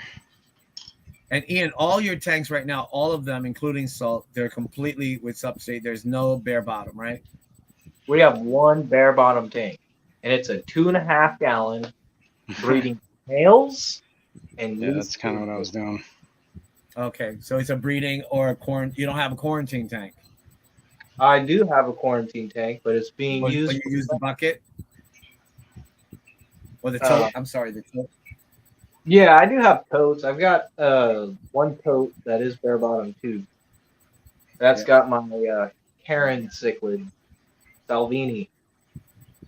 It's Rio Candelaria Salvini. Yeah, when I don't have an empty quarantine tank because all my quarantine tanks have become tanks. What I do is I have now totes, white totes, that they're all completely bell bottom, but I have them with plants. So I have the plants in there, and when I bring in a new fish, I put them in one of the totes, and then cycle it, do the whole thing, and make sure that there's nothing on it. I take them out, I put them in the little watch, the little canister that when you go to the pet shop, you pick them up and you can look at them. What the hell is that specimen called? Container? The specimen container, yeah. So I'll look at them, make sure there's nothing, and put them back and deal with it that way. And until I'm ready to put them in a tank with other fish, and I know that they're okay. But I normally leave them for 2 to 3 weeks. I don't know, for some reason I just don't want to infest I usually run quarantine like a month, if not longer. Half the time I don't even quarantine. Yep.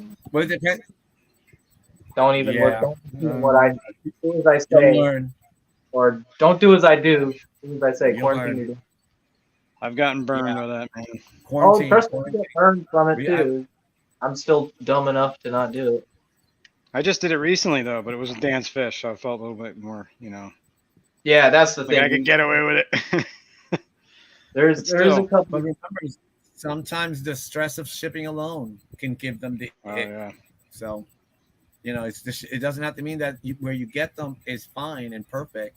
It's the shipping. I mean, are you driving up and picking your fish up, Jason, from Dan's Fish, or he's shipping it to you? Oh, no. Yeah, he's shipping. I'm nowhere near him, so yeah, he's shipping. So it could be that. And the they same were thing fine. with, yeah. So I just took the risk. Dan? I think he's in Montana? Montana or Wyoming? Right, he's up north I always get those two states confused. I think it's Montana. Montana, yeah. I think it's so. That's a big change in water by itself from Montana to Pennsylvania to Florida to Oregon. Yeah, probably. That's 4 different corners. And again, it isn't where you get them; it's also how they transport. And trust me, quarantine. Yeah, even I agree. Your local pet shop, or when you go to swap, you go to swaps, right, Jason? And so do you. Yep. Yeah, a lot of my fish are from local breeders. Local breeders, yeah, and you might even know them personally and know that and seen their tanks. Just you never know. And let me tell you, it's not to me. It's not the cost that you lose when you lose an entire tank to what happened to Dee Dee, or what happened to Dee Dee?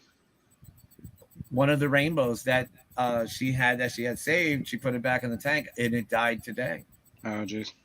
Remembers that she had that in her 90 right behind her, and she lost so many fish. She said she lost 6 or 7 fish. Yeah, I remember she had a problem. I don't remember what the problem was. Yeah.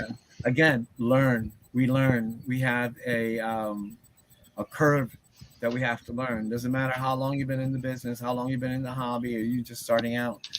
If there's a reason why we say quarantine, I mean, I used to flop it. Was it plop and drop or something like that? Plop and drop.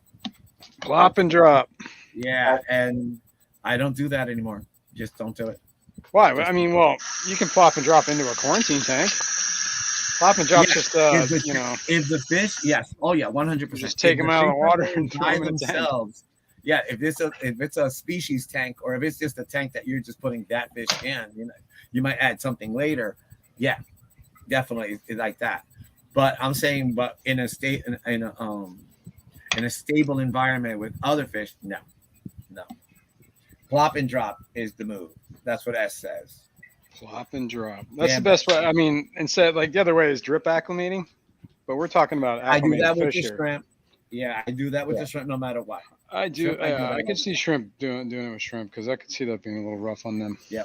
All inverts are gonna need a good drip and temperature acclimation. They don't like fish. Yeah. It also depends on the fish species. Some fish species. Dude, I think people give Are fish like they pamper them too much with that crap. Honestly, Uh, they can yeah. handle wide swings in temp. I think I do it to my fish Yes, almost like Pepper. daily. Yes, Peplin. I flop and drop, right? Because I don't know, it's the sound that they make when you throw them in the water. You just flop them in there, So flop, flop, flop. Just No, I well, throw them in regularly no, there. do like large water changes, like 30-40%, and it's usually like 68-70 degree water, and the tanks, the tank drops like 5-6 degrees at a shot, Yep. if not more, and they just handle it. I think they actually kind of like it. Well, if you're planning on breeding them, that the water temperature change like that, it helps them breed. Depending if they're cory cats, I mean, Yeah, yeah, even goldfish. But if it's like a discus, no, that can yeah. shock them and kill them. So Maybe, but it's got to be like that in nature when it rains and stuff like that, especially in some of those places. Like it really rains, yes, and the so you temperature get like, drops, yeah, especially that in the water's got to Amazon. come. That water's got to be cold, cold It does. air. It does, especially in some of the Amazon regions where they're high mountaintops, and that water comes down. It's cold. It's icy cold, and that's why Yeah, I right. think all the tetras do the most breeding. The discus do it that way. The rams also. It drops at 5 degrees. Boom! It's time to screw this up. And hey, you're looking kind of plump. Boom! Bang! Let's go.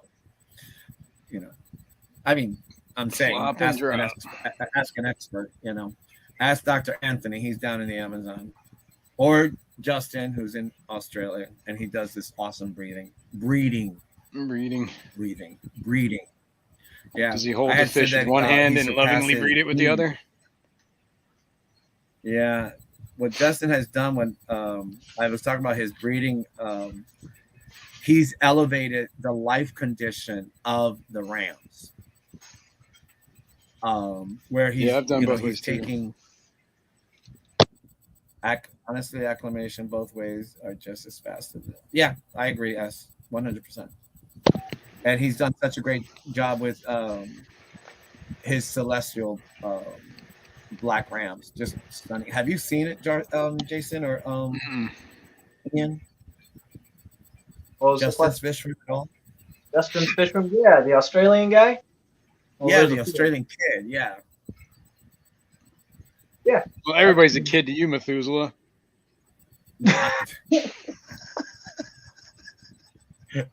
Yeah. The young man. I mean, he's he's in medical. The Australian kid. He's in medical school. Was there anybody in their 20s to me? Come on, give me a break, Jason. I mean, No, I'm just giving you a hard time. I know. But and he just did some. I mean, I watched every step of his process of leaving them in the tank, taking them out, doing the fry. It's just amazing, And of course, when we finally put them up that you can buy them, guess what? We can't. He can't export to us. I cried. I was so angry. I was so pissed off. I was like, I can't believe it. And I think it was Steven that said, go down and smuggle them out for us. I said, I'm going to need a trench coat. Oh, these are those black rams you're talking about?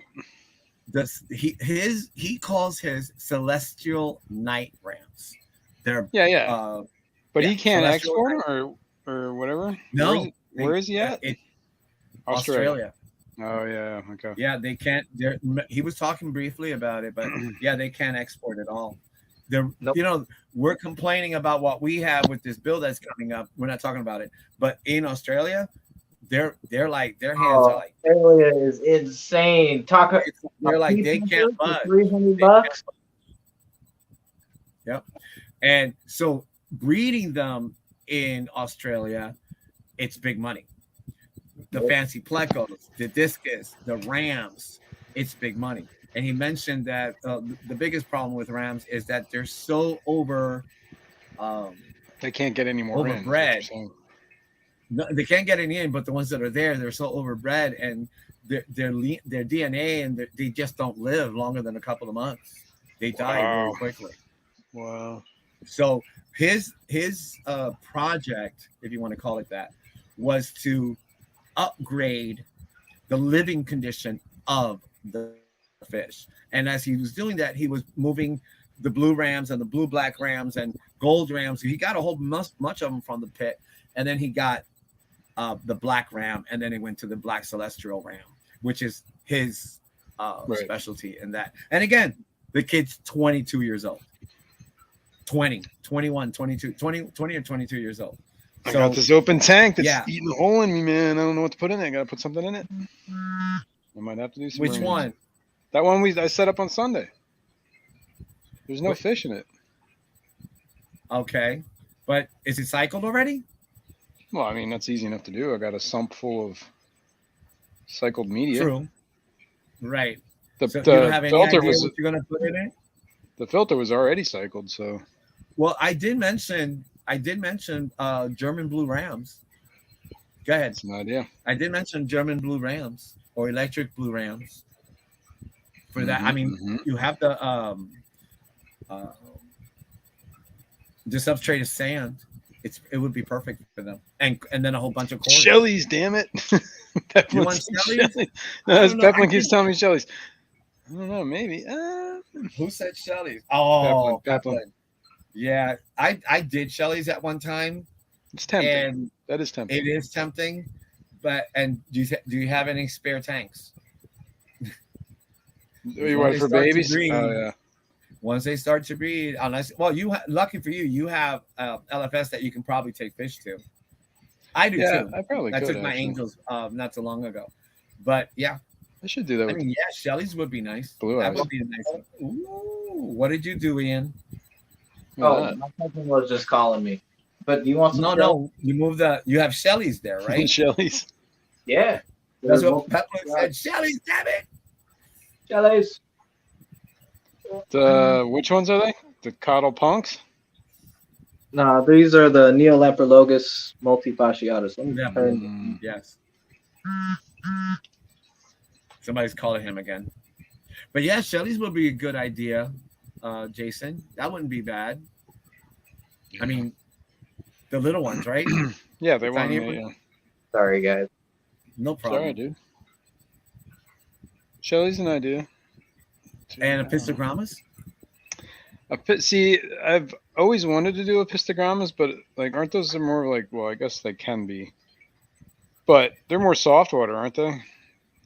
And my water is not so soft. Yeah, so are rams. You're right. Yeah, So I so think maybe. but I mean, depending if they've been tempered and all stuff. Peplin's gonna win. Do Shelley's. Yeah. Maybe. I believe that would be. I do have Is an your water RO system too. Is the water really hard in NPA? Well, this area, it's like Yeah. 380, 400 Ooh, okay. Yeah. out of the tap. It's up there. It's up there. Well, then do. It's got a lot of Shelley's. Why not? calcium in it, Give that's them the for sure. environment that you. Yep. A lot of Give them the scale. environment that. That means they'll be great for snails and shrimp. Yeah, What is great for snails and shrimp? that's why I And do a lot of Shelley's. the Neos. Yep. But Shelley's would be great. Now you have to find out which of the Shelley's you want to do. That was pretty easy. I don't know What if do you I'm think, sold on Shelley's yet. Like damn it. hard water. Yeah, exactly. Shelley's like hard water. You've never done Shelley's, right, Jake? I've never done Shelley's, but I've done cichlids before. I mean, No, cichlids are actually big in this area because it's like the water is kind of perfect for them. the water is perfect conditioning for them. Correct. So everybody I has know. cichlids.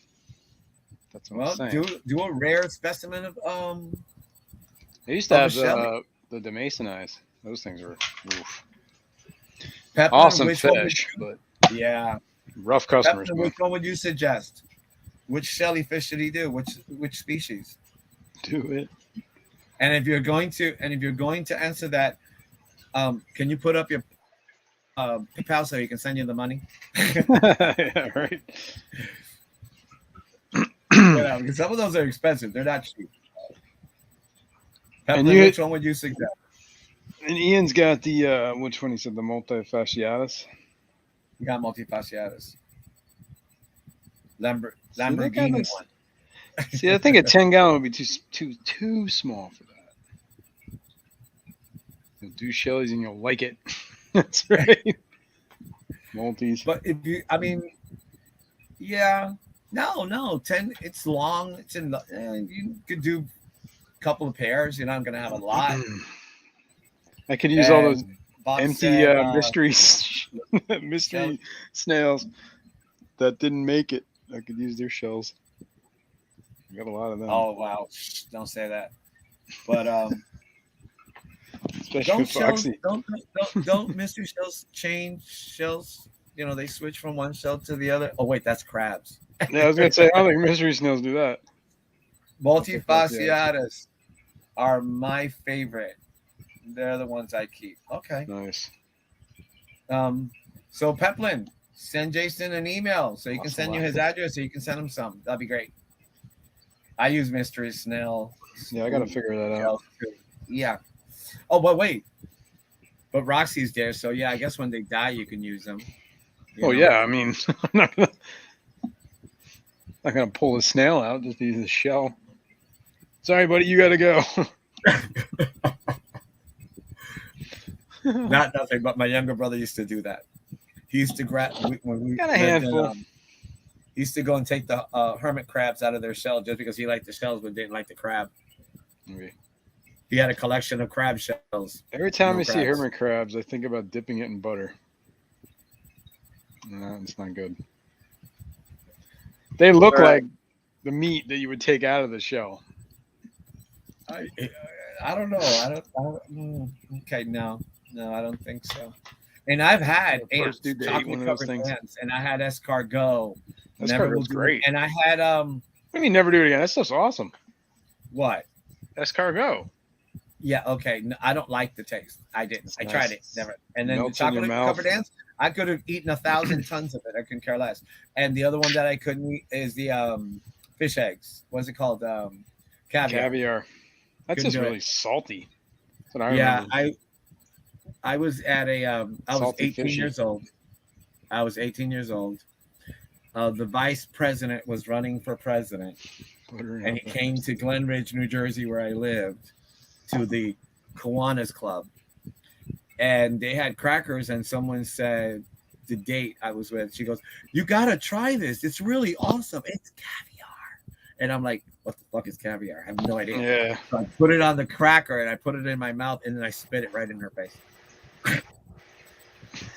with the vice president 5 or 10 feet away. I just spit the caviar in her face. It was like I just put a ball of fish salt in my mouth. So, Foxy, yeah. you don't want to know about what I've killed in this Why fish does room. everything die? Why does everything die there, Jason? Nothing's dead. I got Mystery babies. snails. What else have you killed? Fish eggs, a party, Patrick.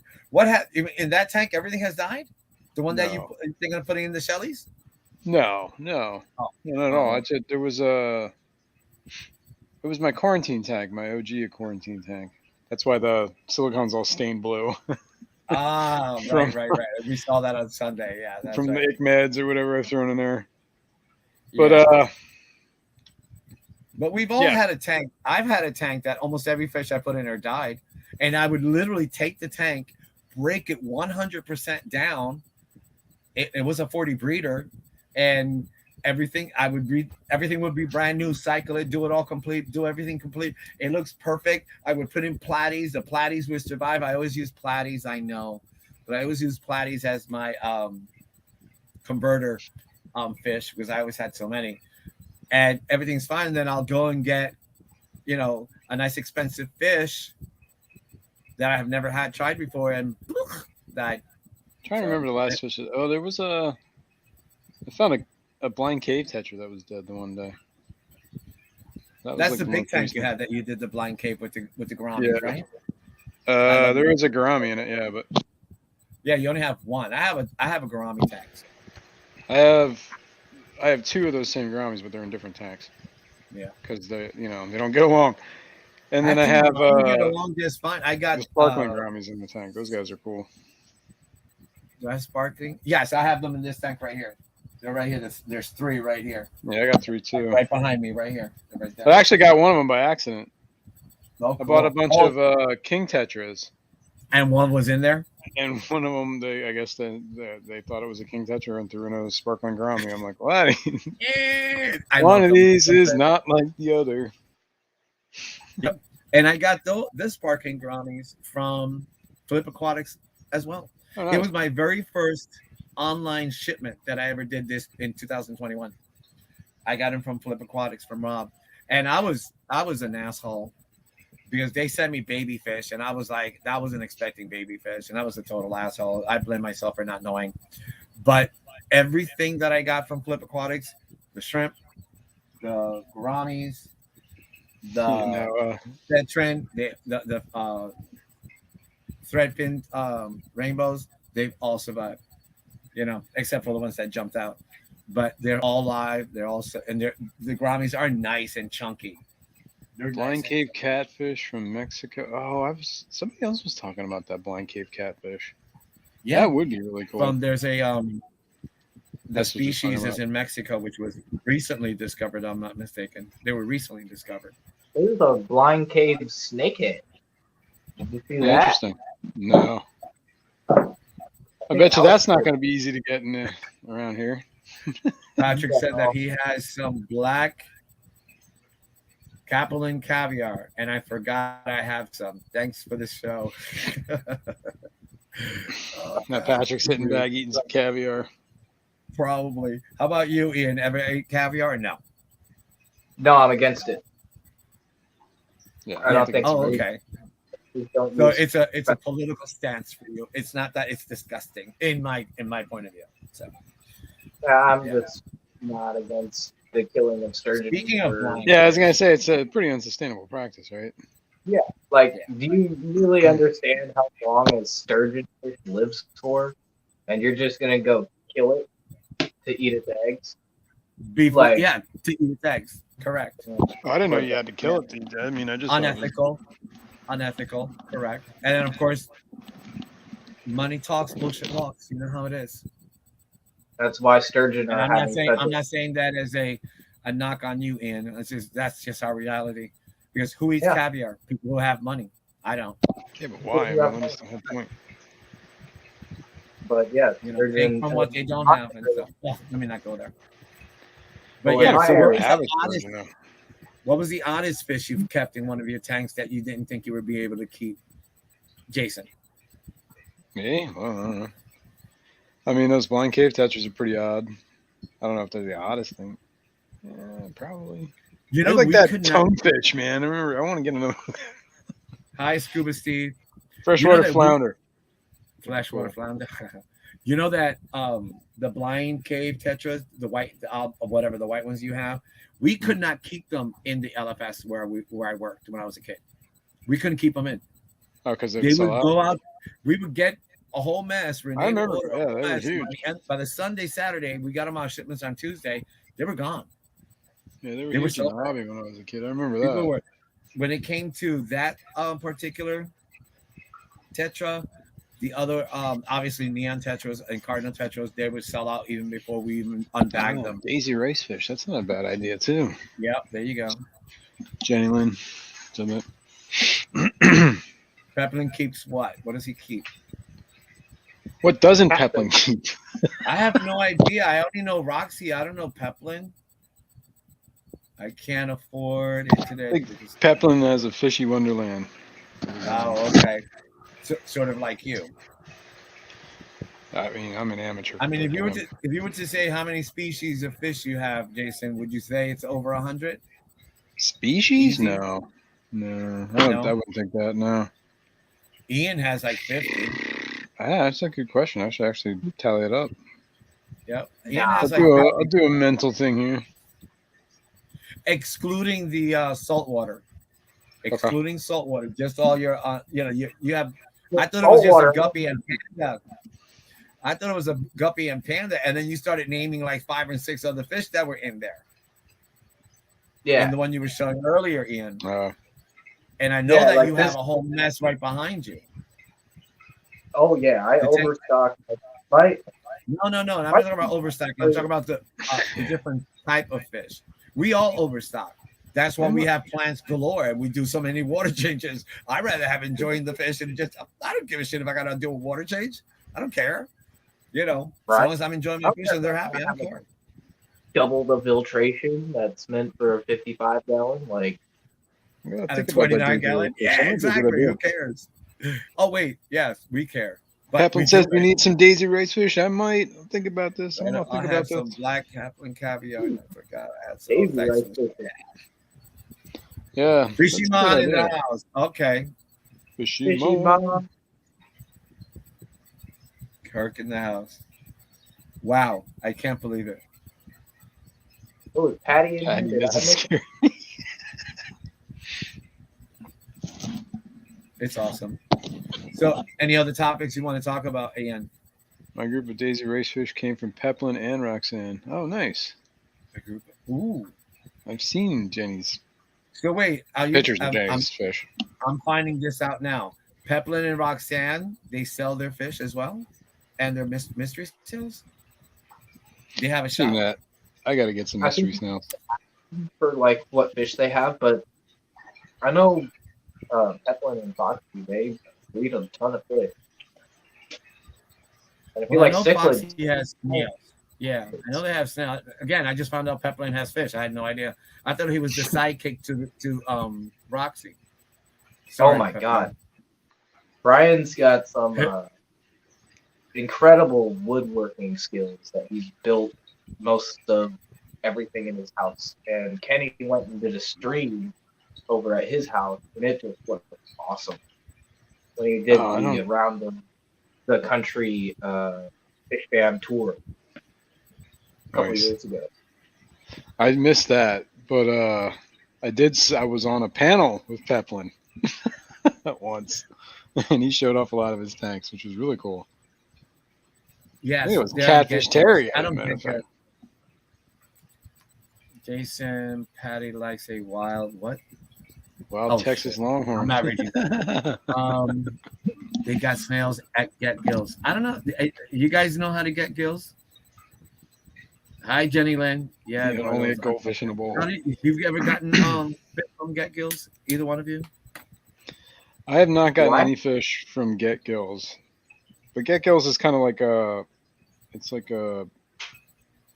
like anybody could set up their own Get Gills, right? It's kind of like it's just like a marketplace, I think, right? Yeah, I went in one time. I forget who I was looking for that said go to Get Gills, and I just saw a whole bunch of like people everybody fish, and I was like, that's not what I want to do. I don't want to no. I don't think that's what Get Gills. Get Gills is more like you have your own page on Get Gills, and then you set your prices, and it's just like whatever, you know. You want to sell some daisy rice fish, right?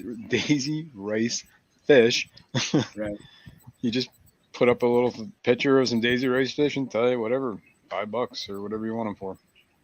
Yeah, but I think what threw me off it was the format. You know, it was just too confusing. I'm like, oh, which fishy I wanted that I'm poking on Ian's nose, and then I'll go to my nose, and I'm looking at that shrimp going up the tank, and that's the one I want. You know, that kind of thing. Yeah, I gotta see it, like it, get it. Get Gills is a fish selling co-op. Yeah. Oh, okay. Yeah, like I don't know how else to compare it to. See, there's also like places like Aquabid. I haven't used Aquabid. I bought some stuff on Aquabid a while ago, back in the day. That was another one. Sorry. Yeah. Aquabid. That's what you said. It Aquabid. That was the one. Not on Get Gills. It was Aquabid that threw me off. Yeah. I bought some Adolfo Corey's way back when from Aquabid. I'm just trying to find some. They survived. They survived the shipment. I eventually killed them in my fish already. Just need to build it. Oh, he has a website ready, but he has to build. What do you have to build, Peplin? On the website. Interesting. Like he's probably already got the domain name. Now he just needs to put it all into code. Put it all together. Yeah. Crown tail half moon. I don't know how to do that. That's pretty cool. I mean, I just feel like I should just go to the fish link and send Roxy. Hey Roxy, send me a picture of a couple of your mystery snails. I want to see what they look like. I'm joking, but I want the magentas and the purples. Those are Everybody the ones wants I want. them. Why does everybody want them? I guess they're cool. I like the ivory ones. I think those ones look really good. I have ivory. I mean, I have ivories like nuts. And I have a chestnut one. That's like the only one that I've. Yeah, he's right there. I don't know if you can see my finger. There's an ivory one right there where my finger is. That's how big he is. Right here. He's that big. Or she. I'm not sure, but she's huge. They have like lay eggs like 3 times in there, the couple that I have in there. And then the blue ones are on this end. The blue mystery snails. I'm getting some of those snails. Who's that mystery mushroom? Who's mystery mushrooms? Who's mystery mushroom? Mystery mushrooms. Mushrooms? Okay. Lady. She likes mushrooms. That's funny. That's cool. That's awesome. Yeah, that's Miss Atkins. Oh wait, who is Mystery Mushroom? Ian? That's my lady, Miss Atkins, Cat. Oh, Cat. Oh, excellent. I had no idea. Hi, Cat. That's funny. Wait. Does Cat know how to go to get the links? DeGeneres, are you a mod too, or no? No, S is there. S could do it. Snail photos are on Get Killed. Oh, Ian. Are you shipping yet, Foxy? I know you were usually hold off for winter or whatever. Not a mod? I gotta hold on. I gotta freaking back out of YouTube. I am a mod, but what am I doing? I don't even know what I'm doing. She was asking about sending her. The Pepler. I mean, S did it. Sent the Creek compound. Oh, thank God. Yeah, he got it. Thank you. Yes, thank you, S. Thank you, Sean. Ratings and reviews. Oh wait. Now I know who Cat is. I had no idea. Mystery Mushroom. That's a good name, though. Oh, this just sends me to an email form. Mystery Mushroom. That's too funny. Not till it warms up, he said, Jay. Okay. Yeah, that's what I thought. Yeah. I'm afraid that anyone sends fish and we're getting a cold. We're down here cold. I mean, okay, I get it. Everybody's like, bitch, what the hell are you talking about? It's cold in Florida. It's 60 degrees or 58 degrees when we're like 20 below. Yeah, the difference is when you're in your 80s in the afternoon and by the time it's 9 o'clock, it's already 60 or 58 degrees. That's a huge temperature change. I don't like that. And, I got to make sure that my tanks are steady and they're, the heaters are working and all that kind of stuff. But shipping fish to me, or if I'm not going to pick them up at an LFS or something like that, I don't want to have them shipped to me and something happens to them, because the last thing I want is dead arrivals. Yeah, really. I don't like them. And I'm a big stickler for that too. I will only, if I can't get the fish I want from the West Spot, which is my local fish store. Right, but that's kind of cool. He's like right. The spot is like right across the street from him. That's like, yeah. I mean, they get all sorts of cool stuff. Yeah, I can walk in there. I know the employees well. I've got my own reward account. I love that place. Yay! If I can't get what I want there, then I go to Dan Fish or Aquatic Arts. Right. And I want to get Aquatic Arts. I do get their newsletter. I get their newsletter and some advertising in my email, because I was gonna buy from them and something happened. I think it was that I got it from Aquahuna. I think it was the shipping cost from Aquahuna. It was only $12.95. Yeah, if I remember correctly, Wet Spot shipping is like insanity. But it is, and I don't know if they're shipping. I think that I'm right, because you pick it up. Yeah, because you don't need it. But if I remember looking at their shipping, I was like, holy cow. They are good. Make sure you say you're not sponsored by it, so you don't get monetized. Mister, you got 500. Yes, I was so happy that day. So happy. Yep. So happy about that. Everyone else will get there as long as you keep pushing your content keep uploading, be consistent, and like streamers, videos, it doesn't matter as long as you're consistent. Yeah, and you're rewarded that way because YouTube does reward you. It spams you out more. And I had a nice conversation with Rico about that earlier today. Like, there's a lot of misconceptions on YouTube, and he was correcting me on that kind of stuff, and not correcting me, educating me. And I thought, really, I had no idea. And yeah, it's you got to put it out there. You got to stream. You got to do this. You got to do that, and you got to have content, and you have to have a. That's why I can't believe Jason isn't up there, because he has content. I mean, he has his Sunday stream and he has the cartoon. But again, you were the sidekick, and the sidekick just for some reason wasn't getting wasn't getting the subscription. Side. It's kind of weird. It was kind of like a superhero duo. You're I'm Robin. You know what I'm saying? You're Robin and Shanna's Batman. So it's kind of weird that way. It's funny. Yeah.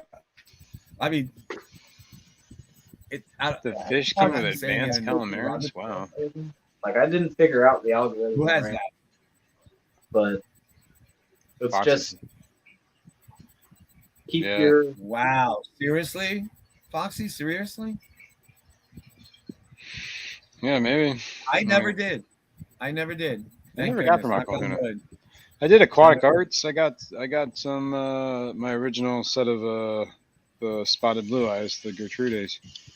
I got them from there, and then I got another 6 from Dan's Fish. And those Yeah, are awesome. everybody seems to be loving Dan's Fish a lot more and more and more. Are we agreeing with that together? I think he's great. I mean, yeah. There's other guys, people that are doing just as good too. Like I think, what is it, Redfish, Bluefish? I'm sure he's great too. Yeah, I've heard about him as well. Yeah. Yeah, I mean, he seems like he does a pretty good job. And Aquatic Arcs, I never had any problems with anything with them. I've heard a lot of good things about Aquahuna, Wet Spot. Actually, obviously. the Aquatic Arts, isn't that the one Alex sponsors or sponsored by him? Yes. And you get a discount? Yeah, that's Correct. it. But is Aquatic Art by you, Ian? The Northwest or no? Where's Aquatic Art? I think they're mid country. Yeah. They're over by Haley at Oddball Aquatics in Indiana or some shit. Yeah, it's like Indiana around. Yeah, isn't that where? Yeah, like near where Lucas Bretz is. That place, that area. Oh, okay. So that Peplin and Foxy are saying Dan's Fish, and she's saying the Wet Spot is her favorite. So everybody, Aquatic Arts is Indianapolis. There, yeah, that's it. That's where they're Indianapolis. Yep. And I have your not aquatic arts, but redfish, bluefish, and aquarium co-op. Those are nice. Oh yeah, those are the ones you got to mother. How far is aquarium co-op from you? Well, if Kenny's driving, about 2.5 hours. Everybody else is 4 hours. Everybody else is 4 hours. 2 to 4. Okay. Oh, okay. So you're saying that Kenny's kind of like a wild driver? Kind of like a flyer. He's just fun. Mm-hmm. He knows how to drive. Yeah. Aquatic KG Arts is my favorite plant. They cost $20 to get overnight. Oh, that's not Foxy, bad. I got to check that out because you're not the first person that said KGE for plants. Oh no! And I just KG, recently heard about that. Oh yes, really awesome and really he's pretty really local. Awesome price, by the way. He's in New York. Yeah, to you he is, yes. But I'm saying that his prices are really low. Which tanks? Yeah, I gotta try out have the KG. lights Which Jason tanks have the lights Jason gave you? Okay. Yeah, so I went over to Jason Redfish Bluefish shop with Kenny to help him move some tanks and hang up some lights. Well, he was getting rid of some other lights that were like pre-programmed, and so I've got 2 of them. One's on a 29-gallon, and the other one's on my 20-gallon CO2 tank for free. And the dude also gave me 6 Agassiz cories just for Sweet. helping. And I was just like, Ooh, nice. Yeah, I But- know what you're talking about. but he is so chill. Jason is chill. If you ever have the chance to go over there and like talk to him, you'll find out how chill he can be. Yeah, he seemed like a cool guy. He used to do streams on Saturdays. I guess he stopped doing those. I haven't seen one of those in a while. Just No, I haven't either.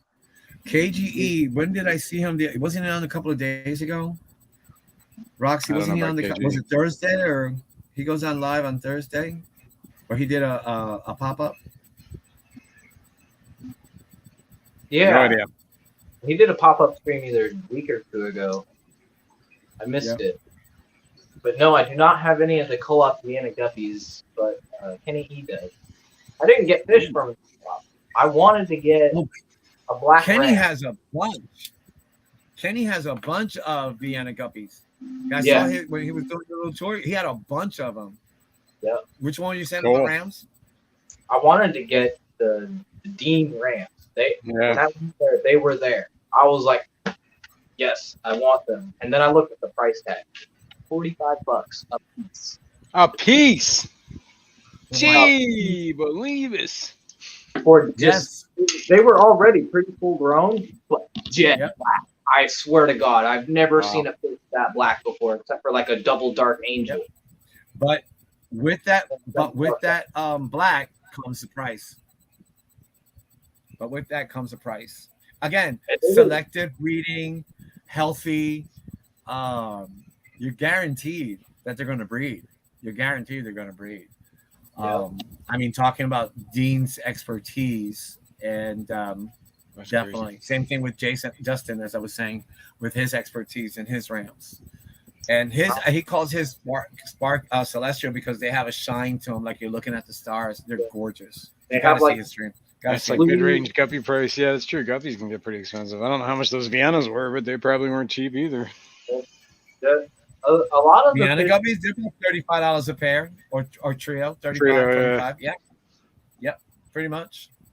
I really hated I didn't do any filming. I got to see Murphy. You went to the co-op and you didn't film. Nope. That's it. He took it all in, man. I probably wouldn't have filmed either. I go to the LFS. I always take my cell phone and ask me if I even, you know what I do? I research if there's something in there. That's it. But I forget to take pictures of everything.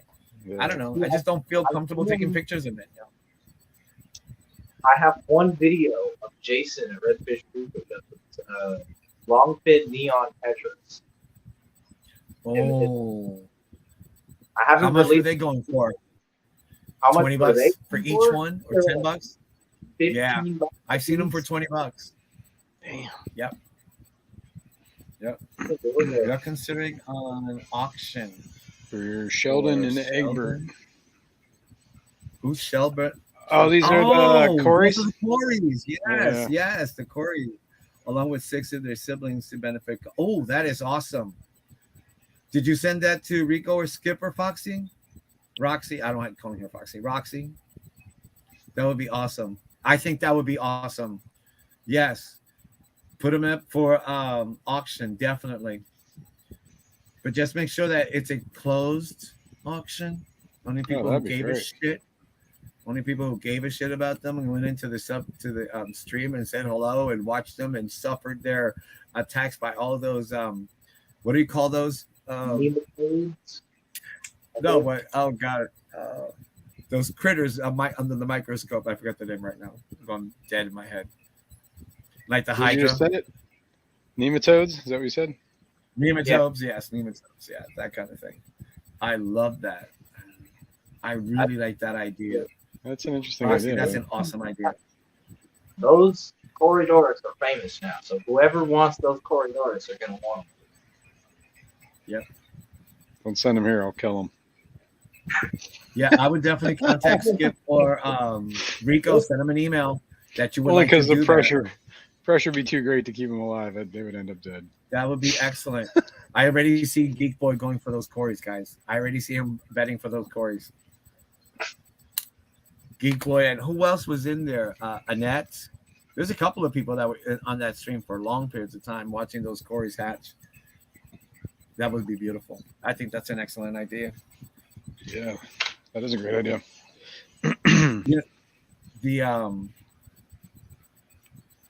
I think that's what Rico and Skip are doing, an auction. I think that's what I heard. Am I right? Well, the whole month they're running this whole whatever fundraiser thing, whatever you want to call it. Doing auctions to create the funds for Yeah, and I guess they're gonna have like giveaways and auctions and stuff like that. I don't know. I don't know how it's gonna go down. No, I'm saying I guess it's up to everybody else. They don't either. They're just saying that they're going to do it. I think that's what it is, by the donations that we're going to be giving, and then they're going to auction it off. If I had my ex-wife, I would probably put her there. She won't get much, but hey, every penny counts. Yeah, Foxy. I mean, sure, Foxy could just do an auction on her stream and just give the money to. That could be it too. The thing. Yep. I mean, it doesn't have to be. It doesn't all have to. Whatever. You can do your own thing. Finding an event. I guess. I mean, they'll come up with the idea. I mean, this just came up today, so. Who are they? Skipper and Rico. Rico Stan, yeah. Yeah, okay. Back saying Geek Boy win the hatch times, yes. Jimmy P was there a lot. Did you, Eduardo, Adele? Yep. Didi, myself, Adele, so many. 1,000 watch hours. Yeah. I gained 1,000 watch hours. Holy shit. Yeah. 1,000 watch goes from that. Yep. That's awesome. That is freaking awesome. I love that. And I thought it was such a nifty idea, you know, to put the stream 24 hours just watching and get people guessing when the egg was the quarry was going to hatch. And of course the excitement, the drama of all those critters inside the tank going over the egg, and the this critter over here, and then the snail coming over and going over the egg and eating that. Oh yeah, I was doing some filming of these at the blue eye eggs, and yes. Oh man, there's so many weird little things that just crawl all over those eggs. Like, it's amazing any of these eggs even hatch. Yeah, what's going on down there? But just it gave me the creepy crawlies, because I'm like, oh Jesus, I'm putting my hands in these tanks too. What's coming out, you know? And I'm like, really? I don't give a shit. I've been doing it so long. Whatever's killing me, it's gonna kill me. You know, I don't care. Yeah. Look at Sean says, I lost a lot of money those sleepless nights. It's pretty funny. Pretty awesome. Who goes on tonight? What is going on tonight? Who's on? I forget. Ian's on. No, I'm here with Ian. I don't care.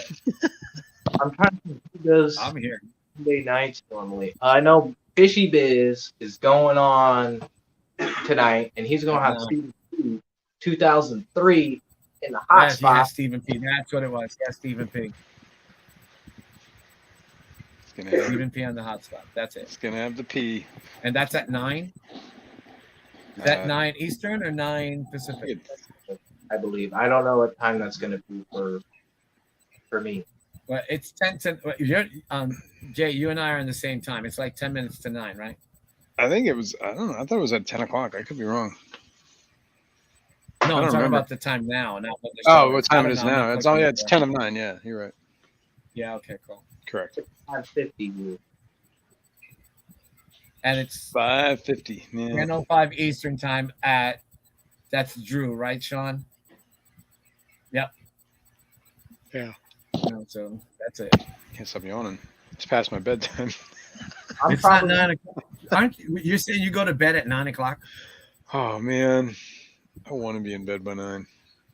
I feel it. I gotta get up at 4 so I can get to work by 6. Yeah, see, you do that enough times, man. It just becomes a rhythm. Well, I'm probably gonna end this in like 10 minutes so I can go cook some food and then get ready for bed. Yeah, see, he's ready for bed, and it's only 6 o'clock for you. Yep. Right, but you were up at 4 o'clock in the morning. That thing is, I'm the same way on the school. I get up at 4 o'clock. I have to be at school by 6 o'clock or 6:30. Classes start at 7. You know, I leave at 2:15, 2:30. We're not having any meetings, and then I'm home by 3 o'clock, and then I'm like, all right, I got to stay up because I need to go. If I go to bed early, then I'm going to be disheveled. And sometimes I stay up late at night. I don't care. Oh, when I know that there's no students the next day, who gives a crap? Yeah. It's all meetings, or you're in your room. I'm in my classroom with nothing there but 4 walls. Oh, I do have one fish tank in there, but Here I can do much more. Yeah. You do have a classroom tank? Yes, I have a 15 gallon with I put in my mollies, the baby fry mollies that I got, and I just take a whole bunch and put them in the tank and take them over to the school. I had platies, I've had guppies, I had a couple of rams. I switch it around. I don't always keep the same, but this year I've kept the mollies because the mollies they came and just were breeding all over the place, and they're the big mollies. They're not the little mollies, and so I have them. All I have left now is just the 3 ancient females in this tank right in front of me. The male gold died about a week ago, but he was 3.5 years. He was 3.5 years. He was one of the oldest.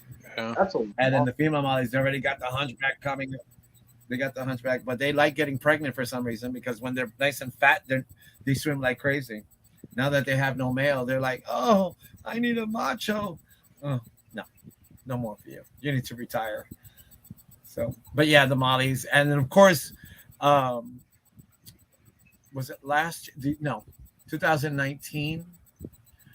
2019 before 2019 2018 2019 I raffled the 29 gallon tank to one of my seniors that was graduating. They all chipped in, and it was all to help another student finance her graduation outfits and her quota for graduation for cap and gown and that kind of stuff. So, and it helped her out. Cool. Yeah. So, That's cool. and not only that, kids, I say kids, young men and women, they're amazing. Like I said, 25 years, and I've taught kindergarten all the way through all the grades from kindergarten all the way through 12th grade, and some college and some trade schools. But the students never change. Meaning you can have 25 years experience and the kids remain the same. What I mean by they remain the same, the faces changes, but the attitudes don't change. Their desire to learn doesn't change. They're wanting and they're arguing and they're bringing in all their family issues. That doesn't change. What's changed over the years is the attitude the parents bring to the teachers. It's like, look, your son is failing because he's not doing the work. Your daughter has straight F's after having straight A's because all she's submitted is plagiarized work. It's that simple. It has nothing to do with me. It has to do with what she does or what they did or what they're not doing. And the kids never come and argue, but they'll bitch to the parent and the parent will come and fight. I was like, documentation says that she submitted 6 papers and they were all plagiarized at 95%. Wow. And I don't even do that. It's a program. It's a program that you submit and you put it in and it tells you if it's plagiarized. 95%, 90%, 100% plagiarized. Not even the name is the same. Someone turned in an essay with someone else's name, and I'm like, oh, and then they ask, why do I have an F? Why did I get a 0? It's like, what did you turn in? What did you do? Oh, nothing. Oh, wait, you turned in somebody else's essay with their name on it. Do you remember back in the day when they didn't have that software? We had it. Yes. No, not yeah, but yeah. You had an easy, you son of a. But the teacher had to read it, and then we had to like, okay, this is copied from somewhere. We had to guess, and it's like, and then how can you accuse somebody of plagiarism when you don't really know? It's like suddenly you became like doctorate level English in the middle of your essay. Now we have the software. Now we have the software. They submitted it before I even look at the name. It's already been submitted through the plagiarism program in Canvas, and it comes out. The F is. I look at the grades or the grade book, and I'm like, holy shit, they got Fs. They must have plagiarized. I go back and then I look plagiarized, because once they submit it, it goes into the plagiarized program. Then they get graded, and then it goes to the grade book. All I do is, if let's say that extra credit, or I don't, they have a legitimate excuse why they were late because they knock it for lateness as well. Then I make those adjustments before I put final grade.